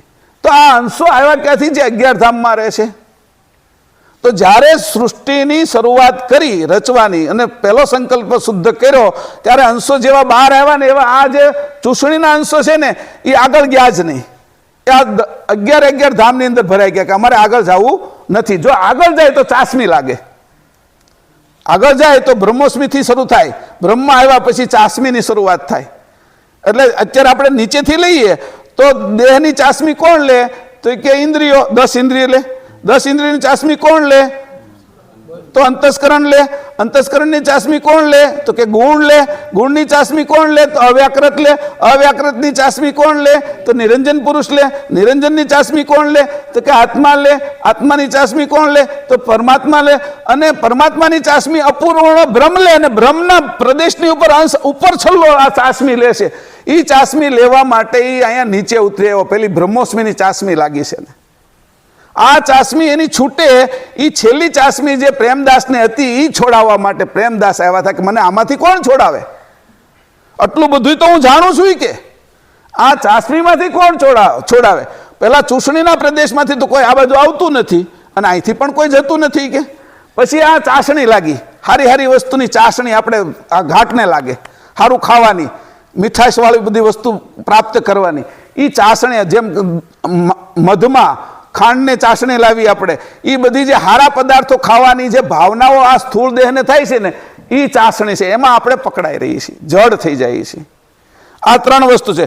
હવે કીધું જો આ વાત એકવાર મારી વાતને તમે ચાખી લેશો, એ કે મારી સમજને ચાખી લેશો તો આ બાજુ તમને ભૂખ તરસ કોઈ પણ દેહની નહીં લાગે. 10 ઇન્દ્રિયની ભૂખ તરસ મટી જશે, અંતસ્કરણની ઈચ્છાઓ મટી જશે, 3 ગુણ તમને રમાડે છે એ મટી જશે, આદ્ય શક્તિ છે એ તમારી ઉપર જે માયા ફેરવી અને આમાં ફસાવી રાખ્યા છે એ છૂટી જશે. નિરંજન પુરુષ, કાળ પુરુષ તમને કાળના પંજામાં નહીં લઈ લે અને તમે કાળની બહાર વહી જશો, એ પણ છૂટી જશે. બ્રહ્મ અકર્તા છે, વ્યાપક છે, પ્રકાશમય છે, એમાં પણ તમને મોહ નહીં થાય અને તમે કૈવલ ધામની અંદર અધિકારી થશો. એની વાત કરશે કે એવી વસ્તુ હું તમારી અંદર ભરી દઈશ. આવી વાત કરે અહીંયા. હું ભરવાનું? પછી એની 35મી ચોપાઈમાં કીધું છે, જોગ જુગત શુભ સંજમ સુધ ગુરુ વચન સલોક પાવન પ્રણવ કરિત હઠ સોની જર કમ અલોક. હવે આ તું જે શ્વાસ લેશો ને એમાં બધી જ આ વસ્તુ ભરાયેલી છે, અસ્મિ છે. આ શ્વાસની અંદર એ કે એની 5 તત્વની 5 પ્રકૃતિ, 25 પ્રકૃતિ ભરાયેલી છે કે પ્રાણ અપાન વ્યાન ઉદાન અને સમાન લેશે તો પ્રાણથી ભૂમિ તત્વના જે 5 પ્રકૃતિ છે એ મજબૂત થાય છે. પ્રાણથી છે અપાનથી ભૂમિ તત્વની થાય, પ્રાણથી જળ તત્વની થાય, ઉદાનથી અગ્નિ તત્વની થાય, વ્યાનથી વાયુ તત્વની થાય અને સમાનથી આકાશ તત્વની આ 25 પ્રકૃતિ તારા શરીરની અંદર પુષ્ટ થાય છે કે અને એ પુષ્ટ થાય છે એટલે તને નવા નવા શોખની, આકાંક્ષાઓની અને એની ઈચ્છા કરે છે કે અને આ 5 તત્વની અંદરથી તારી 5 કર્મેન્દ્રિય અને 5 જ્ઞાનેન્દ્રિય બની છે. જ્ઞાનેન્દ્રિય તને ત્યાં જાય અને કર્મેન્દ્રિય પાછળ કર્મ કરવા જાય છે કે તો તને આ પણ ફસાવી રાખે છે કે તો એને કીધું કે એ પ્રાણની અંદર આ બધું ભર્યું છે કે આ શ્વાસમાં ભર્યું છે. તને શ્વાસના વહીવટની ખબર નથી કે એટલે તું નાયા ધોયા કરે તો ઉપરથી થાય, માળા ફેરવા કરે તો અંતસ્કરણ શુદ્ધ થાય, પ્રાણાયામ કરે તો થોડો પ્રાણ શુદ્ધ થાય, પણ તારી અંદર વિભૂતિ છે એ તો આવીને ઊભી રહી કે તું વિભૂતિ છોડી શકે નહીં. તને એનું અભિમાન આવે અને લોકો છે તારા ભક્તો થઈ જાય. તું અવતાર હોતી થા, ક્યારેક રામ થા, ક્યારેક કૃષ્ણ થા, તું દેવ હોતી થા અને તારા ભક્તો તને માને અને તું ભગવાન થઈને બેસે કે તો આવું ભક્ત અને ભગવાનનું અભિમાન પણ તને રોકી રાખે કે તારા સ્વરૂપમાં. ભગવાનને રોકી રાખે, અવતારોને રોકી રાખે. મચ્છ કચ્છ વરા નૃસિંહ વામન પરશુરામ રામ કૃષ્ણ બુદ્ધ કલ્કી એને પણ ભરાવી દીધા આમાં. 4 યુગની બહાર ન જઈ શકી. કલ્પની તો ક્યાં વાત કરવી. અને મનુઓને મનવંતરમાં રાખ્યા. એક મનુમાં 71 રામ 71 કૃષ્ણ વયા જાય અને એક બ્રહ્માના દિવસમાં 1000 રામ અને કૃષ્ણ જાય 14 મનુ વયા જાય. એમાંથી મનુ ન છૂટી શકે અને બ્રહ્મા છે એ વિષ્ણુમાંથી ન છૂટી શકે, વિષ્ણુ શંકરમાંથી ન છૂટી શકે, આ 3 ગુણ આદ્ય શક્તિમાંથી ન છૂટી શકે, આ આદ્ય શક્તિ નિરંજનમાંથી ન છૂટી શકે, આ બધા નિરંજન પુરુષ બ્રહ્મમાંથી ન છૂટી શકે. કોણ છોડાવશે? કોણ અમને આવું જ્ઞાન આપશે? પ્રેમદાસ આવું ગોતતા હતા. આપણી વાત નથી આ. પ્રેમદાસે ને હું કર્યું એની વાત કરું છું કે પરમગુરુ આગળ જઈને પ્રેમદાસે હું ઈચ્છા કરી કે મારી અંદરથી આ બધું કાઢી નાખો અને તમે હું ભરશો. ત્યારે કીધું એની 35મી ચોપાઈમાં, જોગ જુગત શુભ સંજમ સુધ ગુરુ વચન સલોક પાવન પ્રણવ કરિત હઠ સોની જર કમ અલોક. આ જે શ્વાસ લઈ છે તો લૌકિક છે કે હું તારો ઈડા અને પિંગળા, આ હ અને ઠ કહેવાય નાડીને. હ એટલે ઈડા અને ઠ એટલે પિંગળા. એટલે એ જે પ્રાણની અંદર જે હઠ કરે અને મક્કમતા રાખે એને હઠ કહેવાય અને એનાથી હઠ યોગ કહેવાય. એને જે યોગીઓ સાધ્ય કરે એને હઠ યોગ કહેવાય. તો એની અહીંયા કીધું કે એ હઠ યોગનો હઠ પણ કાઢી નાખી શકે. એને કીધું પવન આ બેની અંદર જે તું શ્વાસ લેશ ને એને હું ચોખ્ખો કરી નાખીશ. હવે શ્વાસને ચોખ્ખો કેમ કરવાનો હોય? આપણે કે દિલ્હીમાં બહુ પ્રદૂષણ છે એ કે, બેંગ્લોરમાં બહુ પ્રદૂષણ છે એ કે, લોકો શ્વાસ નથી લઈ શકતા. તો આ સામાન્ય શ્વાસ આપણે લઈને ઓક્સિજન, એમાંય પ્રદૂષણ છે એ કે, એમાંય વાસનાઓ ભરી છે, એમાંય અશ્મિ ભર્યો છે કે, એમાંય માયા ભરી છે કે, એને ચોખ્ખી કરવાનું કહે છે કે આ શ્વાસમાં ભરેલી વિભૂતિને ચોખ્ખી કરવી. એટલે એને કીધું જોગ જુગત શુભ સંજમ, એવી વસ્તુનો તને સંયોગ કરાવીશ કે જેના કારણે શુદ્ધ ગુરુ વચન શ્લોક, શુદ્ધ ગુરુના વચન તને એવા આપીશ કે તને સીધી સમજણ પડે. પાવન પ્રણવ કરીત અઠ, તું માના ઉદરમાં જે શ્વાસ લેતો હતો એ ચોખ્ખો પ્રણવ હતો, એ નાડીથી લેતો હતો, નાભીથી નાભી અને નાડથી લેતો હતો, ત્યારે તને કોઈ વાસના નહોતી, અંશ હજી આવ્યો નથી, પણ જે જીવ ભાવ છે, આત્મભાવ છે, એ તો હજી પધારી ગયો છે અંદર. કારણ કે સામાન્ય ચેતન પિતાજીનું અને વિશેષ ચેતન માતાનું એ હજી સક્રિય છે 9 મહિના. એ અંશની જાણ લઈને આવ્યું છે પિતાજીમાંથી. જે ઉપરથી અંકુર ઉતર્યું કે રાજા કે રંખી ખરા જાણ, પિતા બુંદ સિર ગર્ભ કે જો ન લહે જન કોઈ, કે રાજા કે રંખી ખરા જાણ્યા દોઈ. કે જે પિતાજીના બ્રહ્મરંધની અંદર જે અંકુર પાકે છે કે એ અદૃશ્ય અંકુર છે કે એને કોઈ જાણી શકતું નથી. અંકુર કેમ પાકે છે, નરનું છે, માદાનું છે, અને 500 પાખડીમાં કયા તત્વોને ધાવીને અંશ અંકુરને પકવે છે, અને અંકુર કેવી રીતે નીચે આવે છે, એમાં અંશની સામાન્ય જાણ આવી છે. અને એ માતાની જે વિશેષ જાણ છે એને એ પકડે છે કે, અને એ પકડીને એ નાભીને પકડે છે, અને નાભીથી નાભી જોડે છે ત્યારે નાડ તૈયાર થાય છે. એ નાડથી તું જ્યારે શ્વાસ લેતો હતો એ પવિત્ર પ્રણવ હતો, એ ચોખ્ખો પ્રણવ હતો. એ કે એમાં અંશ છે એ ટોટલ બહાર રહેતો હતો, અંશને કોઈ ચાસમી લાગતી ત્યારે નહોતી. કે અંશ તો બહાર જ છે, હજી ઘાટો વિશે તો આવ્યો જ નથી, તો ક્યાંથી લાગી ચાસમી? તો એ કે જે પ્રણવ હતો એ પવિત્ર પ્રણવ હતો, જેના કારણે તારું આ શરીર 9 મહિનામાં બન્યું છે. એ શ્વાસ તું નથી લઈ શકતો, એટલે તારે પછી જન્મ પછી નાકથી શ્વાસ લેવાનો આવ્યો. એ વિકારી પ્રાણાયામ છે, એની અંદર અનેક પ્રકારના વિકારો ભરેલા છે. આ વિકારોને હું તારા દૂર કરીશ, અને જે પવિત્ર પ્રણવ છે એને હું તારી અંદર ભરીશ. એ આ લોકની વસ્તુ નથી, અલૌકિક છે. જે શ્વાસ હું તને કહું તે માના ઉદરમાં લીધો છો, એ આ લોકનો શ્વાસ નથી. કે એ ચડાઈને આવેલો હતો, ગળાઈને આવેલો હતો, ચોખ્ખો થઈને આવેલો હતો, પણ તું જે નાકથી લેશો એ ચોખ્ખો થયેલો નથી. એની અંદર અનેક પ્રકારની વાસનાઓ આવે છે. કે અને 21,600 શ્વાસ તું જ્યારે પૂરા કરે દિવસમાં, તો એની અંદર દરેક તત્વની વાસના રહેલી છે. 84 લાખ યોનિની વાસના રહેલી છે અંદર, અને 84 લાખ યોનિના અંકુરો હતી તારી અંદર છે. કે અત્યારે મનુષ્ય સિવાયનું અંકુર તું બહાર કાઢી ન શકે, પણ મેં એવી રીતે આ રચના કરી છે શરીરની, એ શરીરની રચનાને આજ સુધી કોઈ જાણી નથી શક્યું. એક ગાડી હોય, કાર છે, આપણે કોઈ કાર લીધી, કોઈ એક કાર છે, મારુતિની કાર લીધી, તો કાર છે એની અંદર બ્રેક શું છે, એની અંદર લીવર શું છે, એની અંદર લાઇટ ક્યાંથી થાય છે, એની અંદર છે એ વાઇપર ક્યાંથી હાલે છે, સાઈડ લાઇટ કેવી રીતે થાય છે, એનો પહેલો ગેર કેમ પડે છે, બીજો ગેર કેમ પડે છે, એ ગાડી પોતે જાણતી નથી. એવી રીતે તે ગાડીના પક્ષ જેવા જ આપણે છે. આપણે આ શરીરમાં શું થાય છે એને કશું જ જાણતા નથી. આપણે ભલે ગમે એવો હોય, અભિમાન ગમે એટલું હોય, આ ખાઈ છે એમાંથી રસ, રક્ત, માંસ, મેદ, હાડકા, મજ્જા અને શુક્ર કેમ બને છે, લોહી કેમ વહે છે, હૃદય કેમ, ગમે એટલું કરે ને આવું યંત્ર મનુષ્ય એ 9 મહિનાની અંદર જે તૈયાર કર્યું એ પ્રણવ છે, એની વાત કરું છું. કે એ તારી અંદર પાછો ભરી દઈશ. કે નાભીનો પ્રણવ હતો, આ નાભીથી લેવાતો હતો, અને આ પ્રણવ છે એ હું તને ચોખ્ખો પ્રણવ આપીશ, જે પ્રણવ મારા સુધી તને લઈ જશે. કારણ કે એ પ્રણવ અંશની વૃત્તિને લઈને નીચે આવ્યો, અને એ પ્રણવ છે એ નાભીએ ચોટ્યો છે, વૃત્તિ થઈ છે, પછી પ્રણવ થયો. એને રોશન સમીરા કીધું. રોશન એટલે પ્રકાશ વત્તા પવન, એટલે રોશન અને સમીરા એ નાભીમાંથી લીધો. પહેલા તો ખાલી પ્રકાશ જ હતો, સુરતા જ હતી, સુરતાથી નીચે ઉતર્યો હતો અંકુર, એ અદ્રશ્ય અંકુર હતું. જ્યારે નીચે લિંગમાં આવ્યું ત્યારે દ્રશ્ય અંકુર થઈ ગયું, અને એ શુક્રાણુ છે એ આપણે બધા થઈ ગયા. તો એ કે આ જે પ્રદેશ છે એનાથી બ્રહ્મ પ્રદેશ છે, એનાથી પણ 12 અંશ રહેશે. એ તારી સ્થિતિ હું તને બતાવીશ. એટલે અહીંયા કીધું કે શા માટે આ પહેલા હવે કેવા હતા તેની સમજ ક્યાં સુધી નથી, કેવી દ્રષ્ટિવાળા હતા, તો કે દિવ્ય દ્રષ્ટિવાળા હતા, એની સમજ બ્રહ્મ સુધીની હતી, અને એ સંતો હતા, અને અમુક લોકો છોડીને આવ્યા હતા. તમે પણ આવા જ છો, આપણે પણ અહીંયા કેટલાય જન્મો થઈ ગયા છે.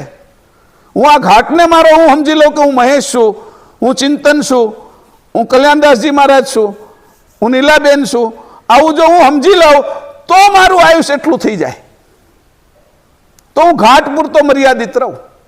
અને ઘાટ મરે એટલે હું મરી ગયો એવું સમજુ. એક દ્રષ્ટાંત આપ્યું, એક સિંહને શિકાર કરવો હતો, વાંદરો છે એ ઉપર ચડી ગયો, સમજાણું, અને ઉપરની ડાળી ઉપર બેસી ગયો.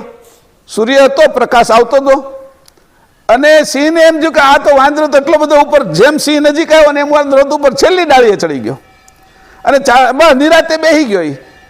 સિંહને એમ થયું આ તો હેઠે ઉતરશે નહીં, શિકાર કરવો કેમ, ખાવું કેમ, મારે હું ભૂખ્યો રહીશ. પછી એનો પડછાયો પડતો હતો ને જે જગ્યાએ ડાળી અને વાંદરાનો, એ વાંદરાના પડછાયા ઉપર જોરથી સિંહે ત્રાપ મારી, એટલે વાંદરાને એમ કે મને પકડી લીધો. એ એમ સમજતો હતો કે આ શરીર છે એ નહીં, ઓલું જે પડછાયા રૂપ શરીર છે એ હું છું. એટલે વાંદરાના હાથમાં જે ડાળી હતી છૂટી ગઈ અને એ પડ્યો નીચે, એટલે સિંહ ખાઈ ગયો. એમ આપણે આ જે પડછાયા રૂપ શરીર છે એને હું સમજી છીએ, એને કાળ ખાઈ જાય છે, એટલે આપણે મરી જાય છે એવું સમજી લઈએ છીએ, એટલે આપણા એ જન્મોની આપને ખબર નથી. પરમગુરુ સિવાય કોણ જાણે આ બધી વાતો? એટલે અહીંયા કીધું છે કે આવો પવિત્ર. પછી એની 36મી ચોપાઈમાં કીધું આવી વસ્તુ પ્રેમદાસ અને 7 શિષ્યો લેવા માટે આવ્યા. પુનઃ વધે ગુરુ પરમહી શીખ કે જેહી વચન હૃદય પાત્ર ભરી રાખીએ તન મન કરી સચન. કે હું તને જે આપું છું એ કે એ એવી વસ્તુ છે કે તું હૃદયની અંદર સંગ્રહી રાખજે. કે આ જે વાત છે એને ક્યારેય તું છોડીને આ મારા હૃદયના વચનો છે કે, અને એ હું તને આપું છું કે એને સંચય કરજે. જેમ આપણે કોઈ ધન મળ્યું હોય, કોઈ સંપત્તિ મળી હોય, સોનું હોય, તો આપણે એને કંઈ કોઈ પણ જગ્યાએ મૂકી ન દઈએ. કાં બેંકમાં મૂકી આવી, લોકરમાં મૂકી દઈએ, કાં છે એ આપણી તિજોરીમાં રાખીએ, કબાટની અંદર ચાવી તાળું મારીને વ્યવસ્થિત મૂકીએ. તો આપણે જે કંઈ મૂકવાનું છે એ વ્યવસ્થિત હોય. અહીંયા આપણે જે પૈસા ધરીએ એ જે મૂકીએ તો આપણે છે એ પેટીમાં નાખીએ છીએ ને, દાન પેટીમાં, એને તાળું હોય કે દાન પેટીમાં. પછી જે થાળીમાં નાખી એની તે પાછા છે ભેગા કરીને દાન પેટીમાં જ નાખે છે. તો કોઈ પણ કિંમતી વસ્તુ હોય એને તમારે આગળ રાખવાની ને સાચવવાની છે કે, તો મારા વચનો તમારે સાચવવાના છે કે, આ વચનો તમને યાદ આવશે તો તમે તરી જશો કે. અહીંયા પરમગુરુ કહે છે. હવે કીધું કે કેટલો સમય સારસામાં રહ્યા, તો મેં 46, 52 અને 58મી ચોપાઈ આપણે પાછા વાંચીએ. હવે પાછા વહી જાય. આ મેં કીધું પાવન કરવાની વસ્તુ. હવે હતા એવા 402 પાના ઉપર વહી જાય, 402 બીજા પાના ઉપર.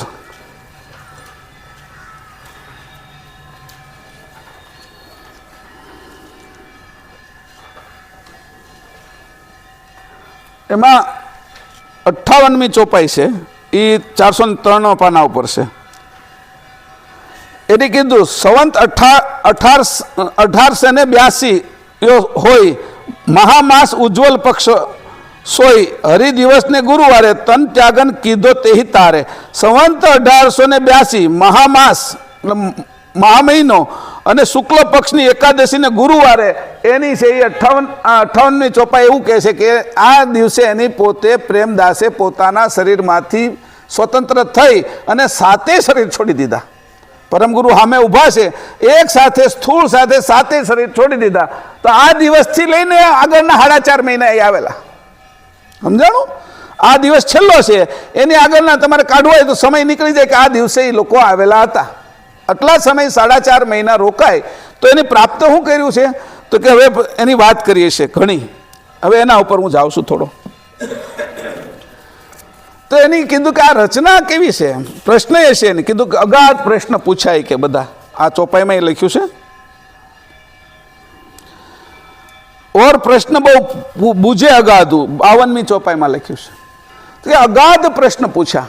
આપણી જેવા પ્રશ્ન હોય, ભાઈ અમારે આપણે ઘરમાં રહેતા હોય, તમારા દીકરા માંદા પડી ગયા છે, અમારે આ કેસ હાલે છે, અમે ગાડી નવી લઈ આવ્યા છીએ એટલે પૂજા કરાવવા જાવી, એવા કંઈ આપણી જેવા એના પ્રશ્ન ન હોય. અગાધ પ્રશ્ન હોય. અમારે 2 ભાઈ વચ્ચે છે એ અમારે જુદું થવું તો સમાધાન કેવી રીતે કરવું, અમારે ભાગીદાર વચ્ચે કાંઈ થયું છે, 2 ભાઈ વચ્ચે બોલતા નથી, એવા કાંઈ પ્રશ્નો ન હોય એની આગળ. અગાધ પ્રશ્ન હોય. આ 8 લોકો જે પ્રશ્ન પૂછે છે એ કેવા પ્રશ્ન છે અને સાંભળનારા પણ કેવા હશે અને પરમગુરુ એના ઉત્તરો કેવા આપતા હશે. હવે એ વિષય આવ્યો કેવા પ્રશ્ન પૂછાય છે, કયા કયા વિષયમાં પૂછાય છે? તો એને કીધું કે પરમ ગુરુને પહેલાં તો એને પૂછ્યું છે. પરમ ગુરુ તો બધાને જાણે, એ સર્વજ્ઞ છે, પણ આ 8 લોકો આવ્યા એ તો કઈ સર્વજ્ઞ નથી, એ તો એના વિષયનું જાણે છે. પરમ ગુરુ કયો અંશ છે એ ન જાણી શકે, જીવનું 3 કાળ જાણી શકે. જો જીવ ભાવ હોય ને એનો ભૂતકાળ, ભવિષ્યકાળ અને વર્તમાન જણાય, પણ જેને અંશભાવ છે એને કાળ જ નથી, એ તો કાળની પાર છે, તો એને કેવી રીતે જાણી શકે? એટલે આ 8ની અંદર એવી શક્તિ હતી કે જીવ ભાવનો ભૂત, ભવિષ્ય, વર્તમાન એટલે 3 કાળનું જ્ઞાન દિવ્ય દ્રષ્ટિવાળા હતા, પણ ચેતન દ્રષ્ટિ નહોતી. એટલે એ પરમ ગુરુને પ્રશ્ન પૂછે કે તમે ક્યાંથી આવ્યા છો? આવો શરૂઆતમાં હોય, અને તમે કોણ છો, અને તમે અમને કેમ દેખાણા? ધ્યાનમાં બીજા કેમ લોકોનો આવ્યા? હિમાલયના કોઈ સાધુ તપ કરતાના દેખાણા, કોઈ 4 સંપ્રદાય હાલે છે એના ગાદીપતિ પણ ના દેખાણા. એ સમયની અંદર તો શંકરાચાર્ય છે એ હિન્દુ ધર્મની ગાદીઓ સંભાળતા હતા અને શ્રેષ્ઠ સ્થાન હતું, જગતગુરુ ગણાતા હતા, એની આગળ એ ના ગયા. અને પ્રેમદાસ છે એને અને સુખરામને પરમ ગુરુ જ કેમ દેખાણા? તો એની અંદર હું વિશેષ હશે આ બધા કરતા? તો એવો પ્રશ્ન થયો કે આ બધા કરતા તમારી આગળ એવું વિશેષ શું છે? એટલે પરમ ગુરુ એને પાછા એનું પોતાનો પરિચય આપે છે કે હું છે એ અગાધ બોધની અંદર આમાં જ તે 39 અને 40મું અંગ છે, એમાં અત્યારે જતા નહીં, પણ તમે વાંચજો કે 39 અને 40મા અંગમાં કહે છે કે હું ક્યાંથી આવ્યો? કેવલનો હું હંસ છું કે, અને આ જગતમાં મને એની આજ્ઞાથી હું આવ્યો છું કે, હું મારી રીતે આવ્યો નથી, બાકીના બધા અંશો પોતાની રીતે આવ્યા છે કે, હું તો કેવલના ચરણમાં જ રહું છું. અને મને જ્યારે આ મોકલો કે જા તું આટલા સમયથી કોઈ અંશ કેમ અહીંયા પાછો આવતો નથી, એને આ કૈવલધામ કરતા તે જગતમાં સારું લાગ્યું કે એને માયાએ રોકી રાખ્યા છે, તું જા અને આવા અંશોને ચેતાવીને આવ. ત્યારે એની આજ્ઞા કરીને હું આવ્યો છું કે, ત્યારે અવ્યક્ત તત્વોનું પિંજર બનાવ્યું કે, જે સરળ શક્તિ હતી એની. આ શક્તિ નથી કીધું, આ શક્તિ એટલે આદ્ય શક્તિમાં આપણે આસક્તિ થાય છે, એ શક્તિની વાત નથી કરી. જે સરળ શક્તિ હતી એમાં આસક્તિ ન હોય, એની અંદર માત્ર પ્રેમ હોય, એવી સરળ શક્તિએ મારું એ કે પિંજર તૈયાર કર્યું. એ પિંજરની અંદર હંસ પુરુષ આવીને બિરાજમાન થયા, અને એ પિંજરું હતું એ કોઈને દેખાય એવું નહોતું, એ 11 ધામવાળાને ન દેખાય અને નિરંજન પુરુષને પણ ન દેખાય. એટલે 11 ધામવાળા છે એમાંથી પસાર થયા, એ પિંજરું દેખાય એવું નથી, પણ છતાંય કોઈ જઈ રહ્યું છે એવું લાગે. તો એ રીતે જ્યારે બ્રહ્મધામથી નીચે આવ્યા અને પછી પહેલો દેહ લીધો નિરંજનનો, તેજોમય તન માત્રા કીની, તેજમય તન માત્રાનો પરમ ગુરુએ પહેલો દેહ ધારણ કર્યો. આ દેહ ધારણ કર્યો ત્યારે નિરંજન એને જોઈ શકે, આદ્ય શક્તિ જોઈ શકે નહીં. સમજાણું? તો નિરંજન ધામમાં રહ્યા, નિરંજન જોઈ શકે એમાં જેટલા એના નિરંજન સુધી પહોંચેલા હતા એ બધા હતા, એને પણ ઉપદેશ આપ્યો. અને એમાંથી ઉપદેશ આપ્યો, એમાંથી કોઈ જણ એવા હતા કે આ પરમ ગુરુ જ્યાં જાય ને ત્યાં જવું છે, એને નીચેના ધામમાં આવવા માટે કોઈ બંધન ન હોય. ઘણી વખત એવું બને કે અમેરિકાના વિઝા તમારી આગળ હોય ને તો કંઈક 80 દેશોમાં તમારે વિઝા નથી લેવાના, તમે ઓન એરાઇવલ તમે જાઓ એટલે વિઝા આપી દે કે અમેરિકાના વિઝા છે. એમ નિરંજન ધામમાં રહેતા હોય એને આ નીચે શક્તિધામમાં આવવું હોય, પછી કૈલાસમાં આવવું હોય, ગૌલોકમાં આવવું હોય, વૈકુંઠમાં આવવું હોય, સતલોકમાં આવવું હોય, તપલોકમાં, પૃથ્વી પર આવવું હોય તેને વિઝા લેવા ન પડે, સ્વતંત્ર હોય આ લોકો. એટલે ત્યાંથી સ્વતંત્રતા થઈ કે જ્યાં પુરુષ જાય ત્યાંની પાછળ જવું છે કે. એટલે નિરંજન ધામની અંદર, નિરંજનમાંથી પછી શક્તિધામમાં આવ્યા, શક્તિધામની અંદરથી પાછા એનાથી નીચે આવ્યા તો બધા જ લોકમાં થતા હતા, ગૌલોકમાંથી આવ્યા, પછી વૈકુંઠ ગયા, કૈલાસ ગયા, એવું બધું વર્ણન કરેલું છે.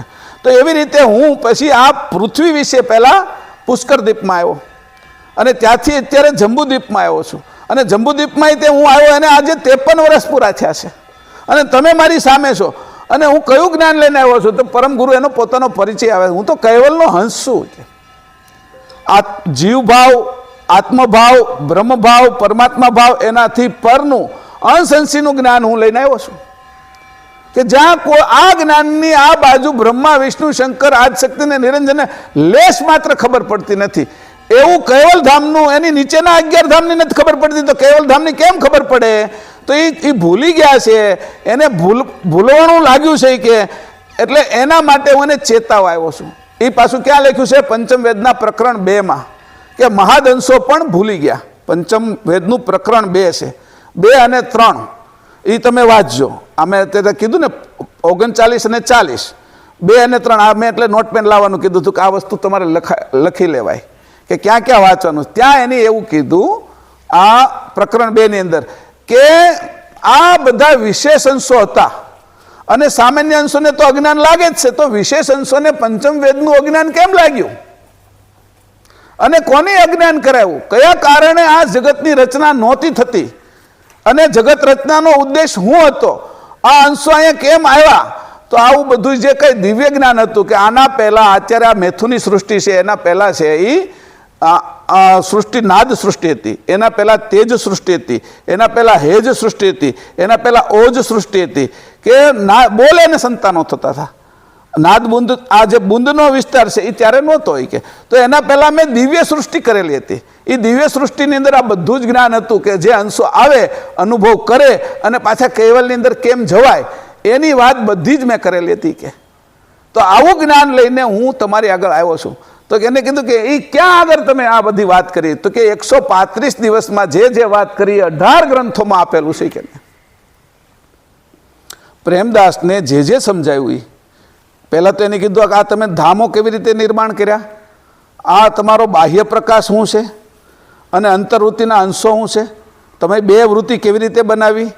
આવા પ્રશ્ન પૂછ્યા કૈવલે 2 વૃત્તિ કેવી રીતે બનાવી કે જે બાહ્ય વૃત્તિ હતી એની અંદરથી શું કર્યું, તો કે બાહ્ય વૃત્તિ પ્રકાશ બ્રહ્મ વૃત્તિ હતી. પ્રકાશ બ્રહ્મ વૃત્તિમાં શું કર્યું, તો કે જે કૈવલ કરતાએ એની અંદર દ્રષ્ટિ કરી, એટલે દ્રષ્ટિ કરી એટલે એની અંદર એક વેગ ઉત્પન્ન થયો, વેગ ઉત્પન્ન થયો એટલે તરંગ ઉઠ્યા, એમાં અવિકાસ વિકાસ અને કુંભસ મહાતત્વ થયા.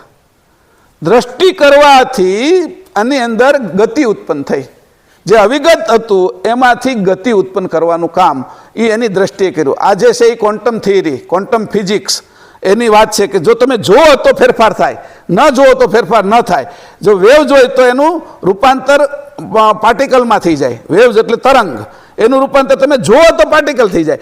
એમ પરમ ગુરુએ જોયું, એ 250 વર્ષ પહેલા લખ્યું છે. એ થિયરી અત્યારે વિજ્ઞાનમાં ટોપ લેવલ ઉપર છે, એ પરમ ગુરુએ લખ્યું, એનો સિદ્ધાંત છે આખો. અને મેં એમાં બાજુમાં બધી વિગતો લખી છે. આ ક્વોન્ટમ ફિઝિક્સ અહીંયા સુધી હજી નથી પહોંચ્યું, જે આ પરમ ગુરુ છે. શરૂઆતની જે દ્રષ્ટિ કરી પ્રકાશ બ્રહ્મ વૃત્તિ, પોતાની જ વૃત્તિ છે બાહ્ય વૃત્તિ, એની જોયું પહેલાં કે મારો પ્રકાશ કેટલો વ્યાપક છે એ કે. અને વ્યાપક પ્રકાશમાં જ્યારે દ્રષ્ટિ કરી ત્યારે પ્રકાશ બ્રહ્મની અંદર ગતિ ઉત્પન્ન થઈ, અવિકાસ વિકાસ અને કુંભસ, એ 3 મહાતત્વો ઉત્પન્ન થયા. આ મહાતત્વ છે એને હવે આ નીચેની ગતિમાં લાવવા માટે એની સંજમભોગ વૃત્તિ ઉત્પન્ન કરી. તો એની અંદર 3 ચક્ષસત્વો ઉત્પન્ન કર્યા, વર્ગ જ્ઞાન, અનંગ અને કાળ. એને પછી મહાતત્વારે જોડ્યા. આ જોડીને જે જોડાણ કર્યું એની તૈયારી કરી. આ તૈયારી થયા પછી ઈચ્છાવૃત્તિ કરી. ઈચ્છાવૃત્તિની અંદર એની 72 તત્વો ઉત્પન્ન કર્યા. 72 તત્વોમાં પહેલું નિરંજન તત્વ, બીજું અવ્યાકૃત તત્વ, ત્રીજું આનંદ તત્વ કારણ, ચોથું મહાતત્વ કારણ, પાંચમું પ્રકૃતિ તત્વ કારણ. આનંદ તત્વમાંથી પ્રકૃતિ તત્વ થયું, મહાતત્વમાંથી ધનંજય તત્વ કારણ થયું. અને જે પ્રકૃતિ તત્વ હતું એમાંથી 3 ગુણ થયા. એની અંદર તમોગુણ, સત્વગુણ અને રજોગુણ થયા. ધનંજય તત્વ હતું એની અંદરથી 3 ગણ થયા, અચત ગણ, સ્વકાશ ગણ અને અહંકાર ગણ. પછી તમોગુણની અંદરથી 10 કાળ થયા, કામના કાળ, પૃથક કાળ, અજ્ઞાન કાળ, સ્વભાવ કાળ, રાગસ દ્વેષ કાળ, પછી આક્રાંત કાળ, આશ્ચર્ય કાળ, વિપરીત કાળ, રાગસ કાળ અને વૃદ્ધિઅંત કાળ. આવા 10 કાળ થયા. અને સત્વગુણની અંદરથી પંચભૂત, સત્વગુણની અંદરથી પંચ અવસ્થા અને પંચ અંતસ્કરણ થયા. તો પહેલા છે એ કઈ અવસ્થા થઈ કે ઉન્મુનિ, તુરિયા નીચે આવી છે, એટલે ઉન્મુનિ, તુરિયા, સુષુપ્તિ, સ્વપ્ન અને જાગ્રત. તો એને કોની ધારણ કર્યા, તો કે આ અવસ્થાને ધારણ કરવાવાળા જ અંતસ્કરણ હતા. તો અંતસ્કરણમાં પહેલું નચિત, ચિત્ત, અહંકાર, બુદ્ધિ અને મન થયા. હવે આ બાજુ છે એ પછી એટલું થયા પછી સ્થૂળ દેહ સુધી આવી ગયા. તો કે રજોગુણની અંદરથી ઇન્દ્રિયો થઈ, તો કે 10 ઇન્દ્રિયો થઈ, તો 10 આકાંક્ષા થઈ, 10 ઇન્દ્રિયોની 10 આકાંક્ષાઓ થઈ. તો કઈ પેલા આકાંક્ષા થઈ કે શ્રવણ આકાંક્ષા થઈ, શીતોષ્ણ આકાંક્ષા થઈ, નિરીક્ષણ આકાંક્ષા થઈ, સુધાતૃષા આકાંક્ષા થઈ, સુગંધ આકાંક્ષા થઈ, ઉચ્ચારણ આકાંક્ષા થઈ, ગ્રહણ આકાંક્ષા થઈ, ગમન આકાંક્ષા થઈ, વિષય આકાંક્ષા થઈ અને મળ વિસર્જન આકાંક્ષા થઈ. આ ગણનો વિભાગ પૂરો થઈ ગયો, એટલે ગુણનો વિભાગ પૂરો થયો. અને ગણની અંદર અચત ગણની અંદરથી 10 ભાવના થઈ, અહમ ભાવના, સ્તંભન ભાવના, વિસર્જન ભાવના, અંધતમ ભાવના, નિંદ્રા ભાવના, અંધતમ ભાવના, અચેત ભાવના પછી ઉચ્ચાટ ભાવના, મૌન ભાવના, અસામર્થ્ય ભાવના, આ 10 ભાવના થઈ. એવી રીતે આ બાજુ જાવ તો સ્વકાશગણની અંદર કેવું થયું તો કે પંચ સંભસ્કરણ અને પંચ વ્યવસ્થા થઈ. તો એમાં સામાન્ય સાકુ, સામાન્ય કુંભ ગલિત, સાકુ ગ ઉદાર અને સ્થિતિ, આ વ્યવસ્થા થઈ. એવી રીતે પછી એના સમતા, સંતોષશીલ, સહેજ અને શાંત, આ સંભસ્કરણ થયા. એવી રીતે અહંકાર ગણની અંદરથી પાછું શું થયું? પંચ માત્રા અને પંચભૂત થયા. તો પહેલી માત્રા કઈ થઈ આકાશ તત્વની? તો કે શબ્દ, સ્પર્શ, રૂપ, રસ અને ગંધ. આકાશ, વાયુ, અગ્નિ, જળ અને ભૂમિ, આ 72 તત્વ જે થયા એનાથી મેં આ જગતની રચના કરી. પહેલો પ્રાણ બનાવ્યો અવિકાસ વિકાસને કુંભસમાંથી. પછી એની ક્રિયા બતાવી, સંજમભોગ વૃત્તિની અંદરથી ક્રિયા બતાવી, સ્ત્રી પુરુષ વિશે, નર નારી વિશે, 2 તત્વો ભેગા થાય ને ઉત્પત્તિ કેમ થાય? તો કે વર્ગ જ્ઞાન, અનંગ અને કાળ. અનંગને કામદેવ મૂક્યો, જગતને ઉત્પન્ન કરવા માટે કામદેવ જોઈ અને જગતને પૂરું કરવા માટે કાળ જોઈ. તો આ ચક્ષસત્વ મૂક્યા. કોઈ બીજા કામ કરતા નથી, કોઈ દેવો કામ નથી કરતા, તત્વો કામ દેવોમાં કરે છે. કોઈ એમ લાગે કે આ સંહાર કરવાનું કામ શંકરને હોપ્યું, પણ કાળ ચક્ષસત્વના ભાગ વધારે પોખાઈ ગયા છે એટલે શંકર કામ કરે છે. પાલન પોષણનું કામ કર્યું તો એ ભાગ એને વધારે મુકાણા હોય વર્ગ જ્ઞાનના, એ વિષ્ણુ કરે. અને અનંગનું કામ છે એ બ્રહ્માજી કરે છે. તો એની અંદર કામદેવના ભાગ વધારે મુકાઈ ગયા છે. તો જે ભાગો જે પ્રમાણે પોખેલા છે એમ વર્તન કરે છે. તત્વની બહાર કોઈ નથી. આવું બધું જ્ઞાન એને સમજાયું પ્રેમદાસને અને પ્રેમદાસ સાથેના 7 શિષ્યોને, અને બાકીના બધા બેઠા થાય એને. પછી એને કીધું આ બધું થયું છે કેમાંથી? તો કે પહેલું તમે શું કર્યું? કે અંકુર બનાવો. તો અંકુરની શું રચના છે? પાછો આ તો હાલવાનું ને, 135 દિવસ શું વાત કરવાની છે? તો કે અંકુરની શું રચના છે? અંકુર ક્યાંથી બને છે? અંકુરમાં કયા કયા તત્વો ભરેલા છે કે તમે? અને અંકુરના પ્રકારો કેટલા છે? એક દ્રશ્ય અંકુર છે, એક અદ્રશ્ય અંકુર છે, અને એક અવિગત અંકુર છે. દ્રશ્ય અંકુર એટલે આપણે બધા જેમાંથી બની છીએ, આ બધા ઝાડવાઓ જેમાંથી બને એ દ્રશ્ય અંકુર. મગ, મઠ, ચણા એને તમે ફણગાવી નાખો તો દ્રશ્ય અંકુર દેખાય. આપણો શુક્રાણુ દ્રશ્ય દેખાય માઇક્રોસ્કોપમાં જોઈએ તો એ દ્રશ્ય છે. પણ પિતાજીના બ્રહ્મરંધની અંદર જે અંકુર છે એ અદૃશ્ય છે, એને અંશ પકાવી રહ્યો છે. એટલે કે રાજા અને રંક કે જ્યોતિષ એને જાણી શકતા નથી કે આ પુત્ર જન્મ છે કે પુત્રી અહીંયા અંકુર બને. એને માના ઉદરમાં આવ્યા પછી જાણી શકે કે, પણ એ પહેલા જાણી શકતા નથી. તો એ અંકુર, અદ્રશ્ય અંકુર, એ તમે બનાવો છો કેવી રીતે? તો કે ઈડા, પિંગળાને, સુષ્મણાને એક કરે છે. એટલે એને કીધું અંકુરી ગતિ છે આપણી. આ અંકુરી ગતિ નીચે આવી છે, એને પાછી ઉલટ, તમારે આ સુલટ આવી છે એને ઉલટ કરવાની છે. એટલે એને કીધું હું તને આ નિશાની તરીકે ભાલ તિલક આપું છું. પછી કહે તો ભાલ તિલક શું છે? અંકુરની ગતિ જેમાં આવી છે એ ભાલ તિલક રૂપે આવી છે કે જ્યાં જો ત્યાં તને બધું અણિયાળું દેખાશે. કે તારું નાક અણિયાળું છે, તારા નેણ અણિયાળા છે, કે આંગળીની નખો અણિયાળા છે, કે અણીની આખી ગતિ આપી કે અણીથી આ બધું આવ્યું છે, ઉતરી આવ્યું છે. જો અંકુર શુક્રાણુને અણી ન હોતે તો એ કે માની નાભી સુધી અંડકોષને છેદીને ન પગ્યું હોત. અને જો આપણે આ વનસ્પતિના જે અંકુરો ફૂટે છે એને અણી ન હોતે તો એ પૃથ્વીમાંથી બહાર આવ્યું ન હોતી. કે એટલે જે વસ્તુ છે એનો ઉગાવો કરવો છે, જેને ઉત્પન્ન કરવું છે, એની ગતિ અણિયાળી હોય એટલે અંકુરની ગતિ આપી. તો કે અંકુરમાં એવું તમે શું ભર્યું છે કે આ જગત ઉત્પન્ન થાય આખું, અને તમારે ફરીથી અંકુર બનાવવો પડે કે નહીં? મારે એક જ અંકુર બનાવવું પડે. એ અંકુરમાંથી અંકુર નીકળ્યા કરે, મારે ફરીથી બનાવવું ન પડે. મારો કલ્પ જ્યાં સુધી ચાલશે, મારો સંકલ્પ જ્યાં સુધી ચાલશે, ત્યાં સુધી મારે બીજી ક્રિયા અંકુર વિશે કરવી નહીં પડે. 84 લાખ આ જે યોની છે એના એક અંકુરની અંદર 84 લાખ ભરી દીધી. સૂર્ય, ચંદ્ર, બ્રહ્માંડ, આકાશગંગાઓ એનો એક જ અંકુરમાં બધું ભરી દીધું. બ્રહ્મા, વિષ્ણુ, શંકર, આદિશક્તિ, નિરંજન, આ બધા જે આપણે મગ જોઈ, આપણે ઘાસ ઉગી જોઈ, એ બધું અંકુર વિશે ભરી દીધું. એક આપણા શુક્રાણુની અંદર આપણા નેણના વાળ ભરી દીધા, પાપણના વાળ ભરી દીધા, આપણી આ ચામડી ભરી દીધી, હોઠ ઉપર આપણે અત્યારે શિયાળામાં ચામડી બહાર નીકળી જાય એ હોતી એમાં લખેલું છે એ ભરી દીધી. કે શરીરના એક ભાગ એવો નથી અંદર બહારનો કે એ આપણા શુક્રાણુના અંકુરમાં ન ભરેલો હોય. અને બીજી વસ્તુ કે એમાં પાછું બીજું અંકુર હોતી ભરી દીધું કે એમાંથી સંતાન હોતી થાય, એટલે ફરીથી કરવું ન પડે. પાછું એમાં ત્રીજું અંકુર ભરી દીધું કે એ છોકરાના છોકરા થાય. ચોથું ભરી દીધું કે એનાય છોકરા થાય. આ હાલ્યા જ કરે ત્યાં સુધી અંકુર, આંબામાંથી આંબો, ગાયમાંથી ગાય, બકરીમાંથી બકરી, અળસિયામાંથી અળસિયું, બ્રહ્માંડમાંથી બ્રહ્માંડ, સૂર્યમાંથી સૂર્ય, ચંદ્રમાંથી ચંદ્ર, પૃથ્વીમાંથી પૃથ્વી, મનુષ્યમાંથી મનુષ્ય. આ નીકળ્યા જ કરે એવું મેં અવિગત અંકુર બનાવ્યું શીખે. આ અંકુરનો હું બનાવનાર છું. એનો પરિચય આ આઠેયને છે એ પરમગુરુ આપે છે કે આવું અંકુર, શ્રેષ્ઠ અંકુર, અંકુરી ગતિ એ મેં ભરી છે. તો એ કે આને તમે કેવી રીતે યાદ રાખી શકો છો એવું આપને કે, તો ભાઈ અમે ભાલ તિલક કરીએ છીએ. એમાં બે વસ્તુ છે એ કે અંકુરી ગતિની અંદર એ રીતે એક છે એ નર અને એક નારી, એના બે ભાગ મૂક્યા છે. વચ્ચેનું લાલ તિલક છે એ લાલ કંકુનું છે, એ માતા તરફનું છે, અને ઉપરનું છે પીળું અથવા સફેદ એ પિતાજીનું છે.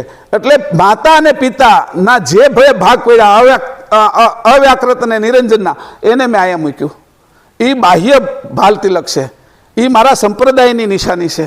લોકો મને ઓળખી શકે કે આ સંપ્રદાયનો. અને હા, હું જ્યારે તિલક કરું ત્યારે મને ખબર પડે કે આ અંકુરી ગતિએ હું નીચે આવ્યો છું અને અંશ ઉપર છે, મારે અંશે થવાનું છે. એટલે જ્યારે હું તિલક કરું છું ત્યારે મારે પતિવ્રતા ધર્મે આ તિલક કરું છું એવો ભાવ થાય. એટલે અંકુરની ગતિ 24 કલાક રહે. પાછું 24 કલાકે પાછું કરીએ આપણે, તે પાછી 24 કલાક રહે. પછી એનાથી કોઈ આગળ વધ્યો હોય તો એને ખબર પડે કે ભાઈ આ તો બાહ્ય તિલક છે, હવે તારે ભીતર તિલક થઈ ગયું. તો કે હા, ઈડા અને પિંગળા સુષમણા જ્યારે થાય ત્યારે અંદર મળે, અને આ જગ્યાએ જે જગ્યાએ મળે જ્યાં આપણે તિલક કરીએ છીએ એને ભીતર તિલક કીધું. તો કે તને એ યાદ હોય કે ન હોય, 24 કલાક ભીતર તિલક થાય છે તને. તારો શ્વાસ જ્યાં સુધી ચાલશે ત્યાં સુધી ભીતર તિલક તને છોડીને નહીં જાય. આ તિલક તો હજી તું મોઢું ધોવા જઈશ તો ભૂસાઈ જશે. કરેક અને આછા કલર, આછા ઓલાનું હશે, કંકુ બરાબર નહીં હોય તોય ભૂસાઈ જશે કે એનો તો રેવો હાલશે, પરસેવો થશે. એટલે પણ જે ઓલું 24 કલાક તને અંદર ભીતર તિલક આલે છે એ ઈડા પિંગળાને સુષમણા થાય છે, અને સુષમણા દ્વારા જે અંકુર નિર્માણ થાય છે ઉપર, એ અંકુરને પાછો અંશ પકવે છે. એ ગતિ કે મેં આ અંકુરી ગતિ પાછી કે તને આ ભીતર તિલકમાં ભરી દીધી. પછી ત્રીજું તિલક સમજાયું, અભ્યંતર તિલક. સ્ત્રી અને પુરુષ અથવા નર નારી જ્યાં ભેગા થાય છે ત્યાં અભ્યંતર તિલક છે. આ બંનેના અંકુરો જ્યારે ભેગા થાય, શુક્રાણુ અને અંડાણુ, એ ભેગા થાય એનો જે આકાર લે છે, અને એ આકાર જે પ્રગટ થાય છે, અવ્યક્તમાંથી વ્યક્ત થાય છે, એને અભ્યંતર તિલક કીધું. અને કીધું કે ચોથું તિલક હોતી છે એ કે એને કીધું પાર તિલક. અંશ પાર છે ઘાટની, ઘાટમાંય નથી અને બ્રહ્માંડમાંય નથી. પિંડ બ્રહ્માંડની સંધિ વિશે જે અંશ રોકાયેલો છે એને પરમગુરુ કૈવલ બાજુ ગતિ કરવી હોય તો પાર તિલક જોઈએ. એ તારા ઘાટમાં નથી કે 3 તિલક, એક 12 મેં આપ્યું છે એ કપાળે લગાડવાનું છે, એક છે એ નાક વિશે આપ્યું છે, અને એક યોનિલિંગ વિશે આપ્યું છે, અને એક છે અંશ અંશીની એકતા કરાવવાવાળું જે પાર તિલક છે. એવા 4 તિલકનું વર્ણન પરમગુરુએ તિલકની વાત કરી. અને અંકુરી ગતિમાં તો કે આ અંકુરની અંદર તમે વસ્તુ શું ભરી છે? તો કે એમાં મેં સુરતા, નૂરતા, અક્કલ, આરત ને ઐશ્વર્યતા ને ચૈતન્યતા 6 રકમો ભરી છે કે. હવે એ કઈ દેખાય એવી છે? તો કે ના, તારો કાન દેખાય કે, પણ કાનમાં જે અવાજ જાય એ તને ન દેખાય કે. તારો આંખ દેખાય પણ તારી દ્રષ્ટિ ન દેખાય કે. તારી જીભ દેખાય પણ જે સ્વાદ છે એ ન દેખાય. ગુલાબ જાંબુ હોય તમારી સામે પડ્યું, સ્વાદ ન દેખાય, ગુલાબ જાંબુ દેખાય કે. એવી રીતે કે દ્રશ્ય ને અદ્રશ્યને મેં બંનેને ભેગું કરીને જે કાંઈ બનાવ્યું છે કે એ તું જોઈ લે જગતમાં. એ બધી જ ગતિ મેં અંકુરમાં ભરી છે. અને એ અંકુરની અંદર જે 6 રકમો એવી ગુપ્ત ભરી છે કે, અને એવી મહાત ભરી છે કે એનો ક્યારેય અંત ના આવે. સંકલ્પ પૂરો થાય નહીં ત્યાં સુધી અંત નહીં આવે. સંકલ્પ પૂરો માત્ર કૈવલ કરતા જ કરી શકશે, બીજા કોઈની તાકાત નથી કે આ સંકલ્પ પૂરો કરી શકે. આવડો મોટો સંકલ્પ ભર્યો, એમાં કે સુરતા અને નૂરતા, અક્કલ ને આરત, ઐશ્વર્યતા ને ચૈતન્યતા એ શું કામ કરે છે તો બતાવો. એટલે પછી 16મો સિદ્ધાંત વિશ્વબ્રહ્મનો એ આખો આપ્યો. બે વચ્ચે કૃપાનિધિ અને કરુણે સંવાદ કરે છે કે અંકુરમાં હું મારી બુદ્ધિ કે બધું જાણી લઉં છું કે 3 કાળ જણાઈ જાય છે મને, પણ હું આ અંકુરના પ્રદેશમાં પોગું છું ને તે મારી બુદ્ધિ બેડ મારી જાય છે. મને કઈ ભાન પડતી નથી આ અંકુર તમે કેમ બનાવ્યું. એ અંકુરમાં મને પણ તમે બનાવ્યો છે કે આ વિચારવા જેવું છે. જેને ઘાટ લેવરાવ્યા છે એ બધા ઘાટો પછી ભલે સૂક્ષ્મ હોય, સૂક્ષ્મ અતીત હોય, એનાથી અતીત હોય, એ બધા જ ઘાટો અંકુરમાં બનાવેલા છે. આ અંકુરી ગતિ કે કોઈ જાણી શકે એવું નથી જગતમાં. બીજ બધા જોવે છે પણ ઉગાવો બીજમાંથી નથી થતો. એ કે ઉગાવો બધો જ અંકુરમાંથી થાય છે. ઘાટ બધા જોવે છે, આ આંબો છે, આ વડલો છે, આ લીમડો છે, આ મનુષ્ય છે, આ ગાય છે, આ હાથી છે, બધા ઘાટ જોવાય છે, પણ એની અંદર જે અંકુરમાં રહેલી વસ્તુ છે એને કોઈ જાણી નથી શકતું. ત્રણેય કાળ જાણે છે, એ નથી જાણી શકતા. જ્ઞાની ભડ ભૂપા એટલે જે બ્રહ્મ જ્ઞાન જાણે છે, બ્રહ્મ જ્ઞાની છે, બ્રહ્મદર્શી છે, બ્રહ્મ અનુભવી છે અને બ્રહ્મ વેતા છે, એ આ અંકુરની અંદર જ આવે છે. કે એ અંકુરની બહાર રહેતા નથી, એને ખબર જ નથી પડતી કે અંકુરી ગતિ કઈ છે, કારણ કે બ્રહ્મ ઉપર અંકુર બનાવ્યું છે, અવિગત અંકુર. તો કે આ અંકુરની ગતિ પછી સ્થૂળ સમજાવવા માટે એને કીધું સુરતા છે. એ જે તમે કોઈ વસ્તુ વાવો તો સુરતા ઉપર જાય છે અને આરત ઉપર જાય છે. પછી એનું વર્તન કેવી રીતે કરે છે. પછી નૂરતા અને અક્કલ એ નીચે જાય છે જમીનમાં અને મૂળિયાને આગળ વધારે છે. અક્કલ છે હોશિયાર છે, જ્યાં જોઈએ ફૂંક મારીને આગળ વધે છે. પથ્થર આવતો હોય, કંઈક કડક વસ્તુ હોય તો ત્યાંથી વળી જાય, ઉપર વળી જાય, આમ વળી જાય, એમ કરીને મૂળિયાનું અણુ જે આગળનો અણીવાળો ભાગ છે એ તૂટવા નથી દેતું. એ તૂટી જાય તો આગળ એની ગતિ બંધ થઈ જાય. એટલે એ ગમીને જાય, આમ આડું આવે તો આમ વળી જાય, આમ આડું આવ્યું તો આમ વળી જાય, બધી બાજુ વળીને આ આખું નીચે છે એ અક્કલ કે મેં નીચે મૂકી છે. મૂળિયામાં જે નીચે જાય છે એમાં અક્કલ અને નૂરતા મૂકી છે. કે નૂરતા છે એ આમ આંધળી છે, સુરતાને આંખ છે, એ ઉપર જાય છે, એ સૂર્યના પ્રકાશને પકડી લે છે. નીચેથી આ છે એ બધું પોષણ પોતાને જોઈતું એ અક્કલ અને નૂરતા ખેંચી અને પોતાના વૃક્ષને આપે છે. આપણે એવું જ કરીએ છીએ, આપણી બે બાજુની ગતિ થાય છે. માના ઉદરમાં જાય તો સુરતા શું કરે છે, બહારનો જે પ્રણવ છે એને નાભીમાંથી પકડે છે. અને નૂરતા શું કરે છે, જે માસિક આવ્યું છે રજ, એને ભેગું કરીને જોતા એવા અંગો તૈયાર કરે છે. આપણા અંકુરની અંદર એ આવું ફર્યું છે. પછી કીધું કે ઐશ્વર્યતા, કે જે બનવાનું છે એ ઐશ્વર્યતામાં ભરેલું છે. તમે લીમડાનો ઠળિયો વાવો તો આંબો ન થાય, જાંબુડાનો ઠળિયો વાવો તો લીમડો ન થાય.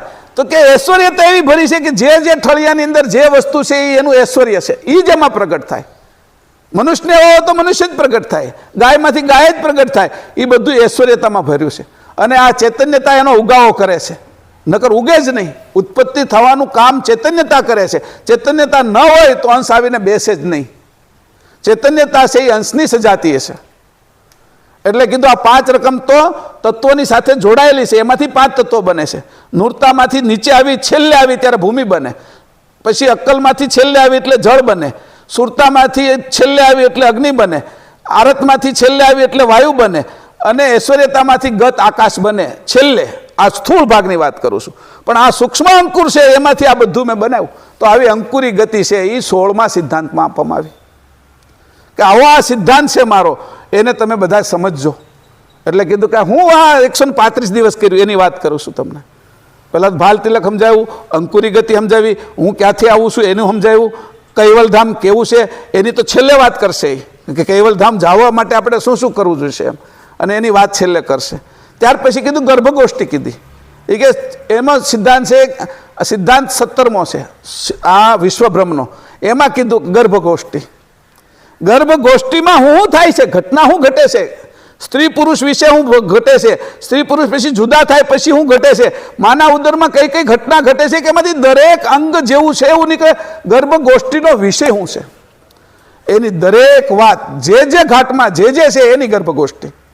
હિરણ્ય ગર્ભ બ્રહ્મ છે, એ એક યોની છે, એની અંદર અંકુરો પાકે છે. અહીંયા બ્રહ્મરંધમાં આપણે અંકુરો પાકે, એમ મહદ અંકુરો પાકે છે. કે તો એ ગર્ભગોષ્ઠી શું છે એ દેખાડ્યું. પછી 47મા સિદ્ધાંતની અંદર બતાવ્યું નવ બુદ્ધિ. કે કૈવલ કરતા ને શું છે કે નવ બુદ્ધિ છે. કે એની અંદર પરમગુરુ નવ બુદ્ધિ લઈને આવ્યા કૈવલ કરતા આગળથી. એ નવ બુદ્ધિ જે લઈને આવ્યા એમાં એક બુદ્ધિનો આ બધો પસારો શીખે. અંકુરથી લઈને અહીંયા સુધીનો પસારો એક બુદ્ધિનો છે, તો 8નું શું કરો છો તમે? એની વાત કરી કે 8 બુદ્ધિ કેટલી કેવી હશે, કે એક બુદ્ધિની અંદરથી એટલું બધું બનાવ્યું. એની 5 ભૂત, એના દેવતાઓ, આપણે સહિત બધી ઇન્દ્રિયો, જે કાંઈ જરૂર હોય, અંદરની જરૂર પડે, લીવર, કિડની, આંતરડા, મગજ, જે સૂક્ષ્મમાં સૂક્ષ્મ ફેફસા, એ બધું જ બનાવી દીધું. એની એક બુદ્ધિના પસારાની અંદર એક જ બુદ્ધિ વપરાણી, તો બાકીની 8 બુદ્ધિનું શું થયું એની વાત કરી. તો કે એનો તો કેટલાય દિવસ એનો સત્સંગ આલ્યો. હા, હું તો તમને ટૂંકમાં કહીશ, કારણ કે આ બધું કેટલું આવેલું છે તો પરમગુરુને એ વચ્ચે સંવાદ થયો છે એની વાત કરું છું. પણ મને જે આ ગ્રંથો વાંચતા મને લાગ્યું કે એટલું બધું આવ્યું હશે એની વચ્ચે, અને એક પણ વાત એની છોડી હશે નહીં. કે પછી કીધું કે તમે ક્યારે આવો છો? તો કે હું કલ્પે એકવાર આવું છું. એ કલ્પ એટલે શું છે? તો કે કાળની શરૂઆત કરી. તો એને પણ પાછું સમજાવ્યું આખું. કલ્પ એટલે શું છે કે શ્વાસ એટલે શું છે, શ્વાસની અંદર શું ઘટના ઘટે છે, ત્યાંથી લઈને બધું બતાવ્યું, બધાનો આયુષ બતાવ્યું. આ રામ અને કૃષ્ણ યુગોમાં કેવી રીતે આવે છે, મહાયુગ કેવી રીતે થાય છે, મન્વંતર કેવી રીતે થાય છે, કલ્પ કેવી રીતે થાય છે, બ્રહ્માનો એક દિવસ કેવી રીતે થાય છે. આવા બ્રહ્મા છે એ 36,000 દિવસ જીવે છે અને પાછા બ્રહ્મા મૃત્યુ પામે છે, નવા બ્રહ્મા આવે, એનો અંકુર હોય. અને એવા 3,60,00,000 બ્રહ્માના મૃત્યુ થાય ત્યારે વિષ્ણુ એક જાય. એવા 3,60,00,000 વિષ્ણુ મરે ત્યારે શંકર એક જાય. તો એ કે આવા 3,60,00,000 શંકરનો મૃત્યુ થઈ જાય ત્યારે આદ્ય શક્તિ એક જાય. આવી 3,60,00,000 આદ્ય શક્તિ જાય ત્યારે નિરંજન પુરુષ છે એ એક જાય. પછી અવ્યક્ત તત્વો થઈ જાય. પછી અવ્યક્ત રજોગુણ, અવ્યક્ત સતોગુણ, અવ્યક્ત તમોગુણ, અવ્યક્ત અવ્યાકૃત, અવ્યક્ત નિરંજન, અને છેલ્લે સંકલ્પ છે એ મૂળ સંકલ્પમાં ભળે. તો આવો આ કાળ છે, એમાં તમે કલ્પે એકવાર આવો છો. એટલે કલ્પે એકવાર આવો એટલે કેટલા સમય આવો છો? કે 8 અબજ 64 કરોડ વર્ષે એકવાર સ્થૂળ દેહ આવું છું. કેટલી વખત? 8 અબજ 64 કરોડ વર્ષ. એ એક રાત દિવસ થાય બ્રહ્માનો, એને એક જુગલ કલ્પ કહેવામાં આવે. આપણે ઈડા ને પિંગળા સુષમણા આ બે હાલે તો એને એક ઘડી કહેવામાં આવે. 24 મિનિટ હાલે. એમાં જે સુષમણા વચ્ચે આવે એ 2.5 મિનિટ હાલે, એટલે ચોખ્ખી 43 મિનિટ હાલે આપણી ઈડા અને પિંગળા. એવી રીતે આપણો રાત દિવસ થાય 12 કલાકનો. એમ બ્રહ્માજીનો રાત દિવસ થાય, એની અંદર રાત દિવસના 4 અબજ 32 કરોડ વર્ષ ને રાતના 4 અબજ 32 કરોડ, એ બે ભેગા કરો એટલે રાત દિવસના 8 અબજ 64 કરોડ વર્ષ જાય પૃથ્વી ઉપરથી. ત્યારે એક વખત પરમ ગુરુ આવે, એ આપણે આગળ આવ્યા. અને એના ભાગ હતા કે આ 8 જણા આ પરમ ગુરુ હતા ને ત્યાં ગયા, ને પરમ ગુરુને સમજી શકે એવા હતા એટલે એ ગયા. હવે નાના એક છોકરા હોય, એના હાથમાં આપણે એક કાગળ આપી દઈએ, બીજી એક 500ની નોટ આપી દઈએ, અને એક છે એ $100ની નોટ આપીએ, તો એ કાગળ ફાડી નાખે. એમ એને કંઈ ખબર નથી, કોઈ વચ્ચેની કિંમતની ખબર નથી. કાગળ ફાડી નાખે એમ 500ની નોટ ફાડી નાખે. અને ડોલર આપો 100 તો એના 8500 રૂપિયા થતા હોય, એક $100 85 થતા હોય, તો એ ફાડી નાખે. એને તો ખબર નથી આની શું કિંમત થાય છે. એનાથી કોઈ થોડો વિશેષ હોય તો એમ સમજે કાગળ ફાડી નખાય, પણ આ ન ફાડાય. જે 8-10 વર્ષનો થયો હોય તો એને, પણ એને ડોલર ક્યાં વટાવવા જાવ એની ખબર નથી. એ તો 17-18 વર્ષનો થાય તો એને ખબર પડે કે આ ડોલર વટાવવા જાય, આના 8500 રૂપિયા આવે, આના તો 500 જ છે કે. તો એવી રીતે આને ખબર પડતી હતી કે આ ડોલર કહેવાય. પરમગુરુ છે એ આની કિંમત કરતા હતા. એવા જ 8 જણા આવ્યા, એની કિંમત કરનારા આવ્યા. બાકી તો નાના છોકરા જેવા આવ્યા તો પરમગુરુને શું સમજે કે એક પુરુષ છે, એક મહાપુરુષ છે, કોઈ ભક્ત છે, કોઈ સાધુ છે, કોઈ સંત છે, એવું જ સમજે ને. બધા હરખા સમજે. તો કે આવા જે સમજી શકે એવા 8 જણા આવ્યા ત્યારે આ બધી વાત થાય 18 ગ્રંથોની. જેની સમજ ત્યાં સુધી પહોંચી છે, એની જો નીચેની સમજ હોય તો આ વાત પણ ના સમજી શકે. તો પરમ ગુરુએ પછી મેં કીધું એમ આ બધા મેં જુદી જુદી હજી પ્રણવ કલ્પતરુમાં જઈએ તો કે આ શ્વાસરૂપી વૃક્ષ શું છે, એના કેતુ 8 આપ્યા પ્રણવ કલ્પતરુમાં. અને આ 8 કેતુની અંદર અક્ષર કેમ ઉત્પન્ન થાય છે, 7 ચક્રો શું છે, સ્વર ક્યાંથી ઉત્પન્ન થાય, વ્યંજન ક્યાંથી ઉત્પન્ન થાય છે, ધનંજય તત્વ કારણ શું કરે છે, આ અક્ષરો કાઢવાનું કામ આનંદ તત્વ કારણ કરે છે, અક્ષરોને અંદર પકડી રાખવાનું કામ કોણ કરે, આશ્ચર્યકાળ કરે છે. આ અક્ષરો બહાર કાઢે આનંદ તત્વ કારણ, અને પકડી રાખે છે ધનંજય તત્વ કારણ. અને એની અંદર મહત્તત્વ કારણ છે, એ એનું શું કામ કરે છે કે આને છુપાવી રાખે છે અક્ષર, અને એ સાથે ચક્રની અંદર છુપાવી રાખે છે. એની 52 પાંખડીઓ થાય છે, એ 52 પાંખડીની અંદરથી સ્વર અને વ્યંજન નીકળે છે. એટલે જગતનું કામ એમાં ચાલે છે વાણીથી.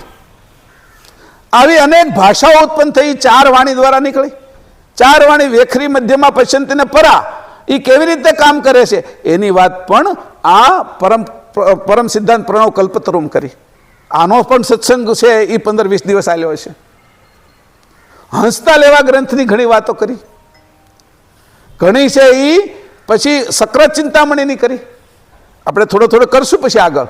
આ તો થોડો તમને વાત કરું કે 18 ગ્રંથોની અંદર જે આ 8 લોકો આવ્યા એને સમજાવવા માટે જે 135 દિવસ વાત કરીએ છીએ, એનું કાંઈ પરમ ગુરુએ તો અહીંયા 63 ચોપાઈમાં લખ્યું છે.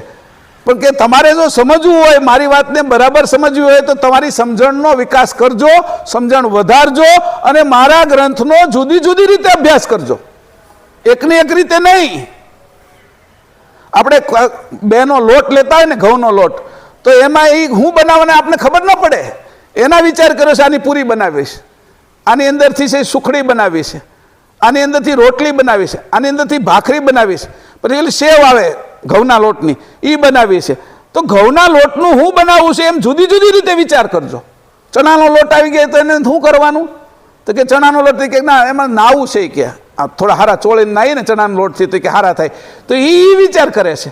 કોઈ ચણાના લોટના એવો વિચાર કે ભજીયા જ બનાવે છે, કોઈ છે ચણાના લોટના પુડલા બનાવે છે, કોઈ એવો વિચાર કરે ચણાના લોટની આપણે સેવ બનાવી છે, ગાંઠિયા બનાવે, કોઈ ચણાના લોટના ખમણીને લોચો, આ બધું બના. જેવી જેની સમજ છે એવી રીતે મારા ગ્રંથમાં બધું જ ભરેલું છે. તમારે જે કાઢવું હોય જુદી જુદી સમજથી તમે કાઢજો. આટલી વાત કરી પરમ ગુરુએ, અને આટલી બધી સરસ વાત કરીને ત્યારે ઓલા રોકાણા 135 દિવસ ને 135મા દિવસે આ શરીરમાં કેમ છોડવું એની વિગત આવશે. આપણે હજી જવાના છે. આજ મેં કઈ બધી ચોપાઈ નથી વાંચી, પણ હું ચોપાઈ વાંચી નાખું તો હમણાં પૂરું થઈ જશે. તો આટલી બધી વાત કેમ કરીશું તમને 18 ગ્રંથોની? આ સમજ કેમ આવશે? બે વચ્ચે હું સંવાદ કર્યો પ્રેમદાસ અને પરમગુરુ વચ્ચે, અને પ્રેમદાસ અને પરમગુરુ સંવાદ કરે છે. એમાં સુખરામ હું સમજે છે, વિઠ્ઠલદાસ હું સમજે છે, વિષ્ણુદાસ હું સમજે છે, શ્યામદાસ હું સમજે છે, લક્ષ્મીબાઈ હું સમજે છે, અને આ બાજુ તે આપણા સંતોય હતા. એની બધાની સમજ શું હતી કે હું સમજ્યા. આજે મેં તમને એટલી વાત કરી, એમાં તમે બધા જુદું જુદું પકડશો. કોઈ ભાલ તિલકનું પકડશે, કોઈ અંકુરનું પકડશે, કોઈ ગર્ભગોષ્ઠીમાં વયા જશે, કોઈ છે ઓલા ઉપરના ધામનો વિચાર કરશે. મેં તમને જાજુ બધું આપી દીધું. પછી તમારે જે લેવું એ લીજો ને. આપણે તો શું કર્યો, મોટો સ્ટોર ખોલી દીધો છે, બિગ બજાર જેવો. જેને જે જોતું એ લઈ જાય. શાકભાજી મળશે, બિસ્કિટ એ મળશે, તમારે કપડાં લેવા હોય તો એ મળશે, કે બધું. તે 18 ગ્રંથમાં એવું કાંઈ પરમગુરુએ બાકી નથી રાખ્યું કે આ જગતમાં એની ખામી પડે. આટલું ભરી દીધું છે. આજે મેં તમને આટલી વાત કરી. અહીંયા હજી આગળના વિષય કાલે પાછા લઈશું. કાલનો દિવસે શ્રીમદ કરુણા સાગર ભગવાન કી જય. બોલાવો જય રઘુરામ મહારાજ કી જય. બોલો ધામ કી જય. સત કેવલ સાહેબ.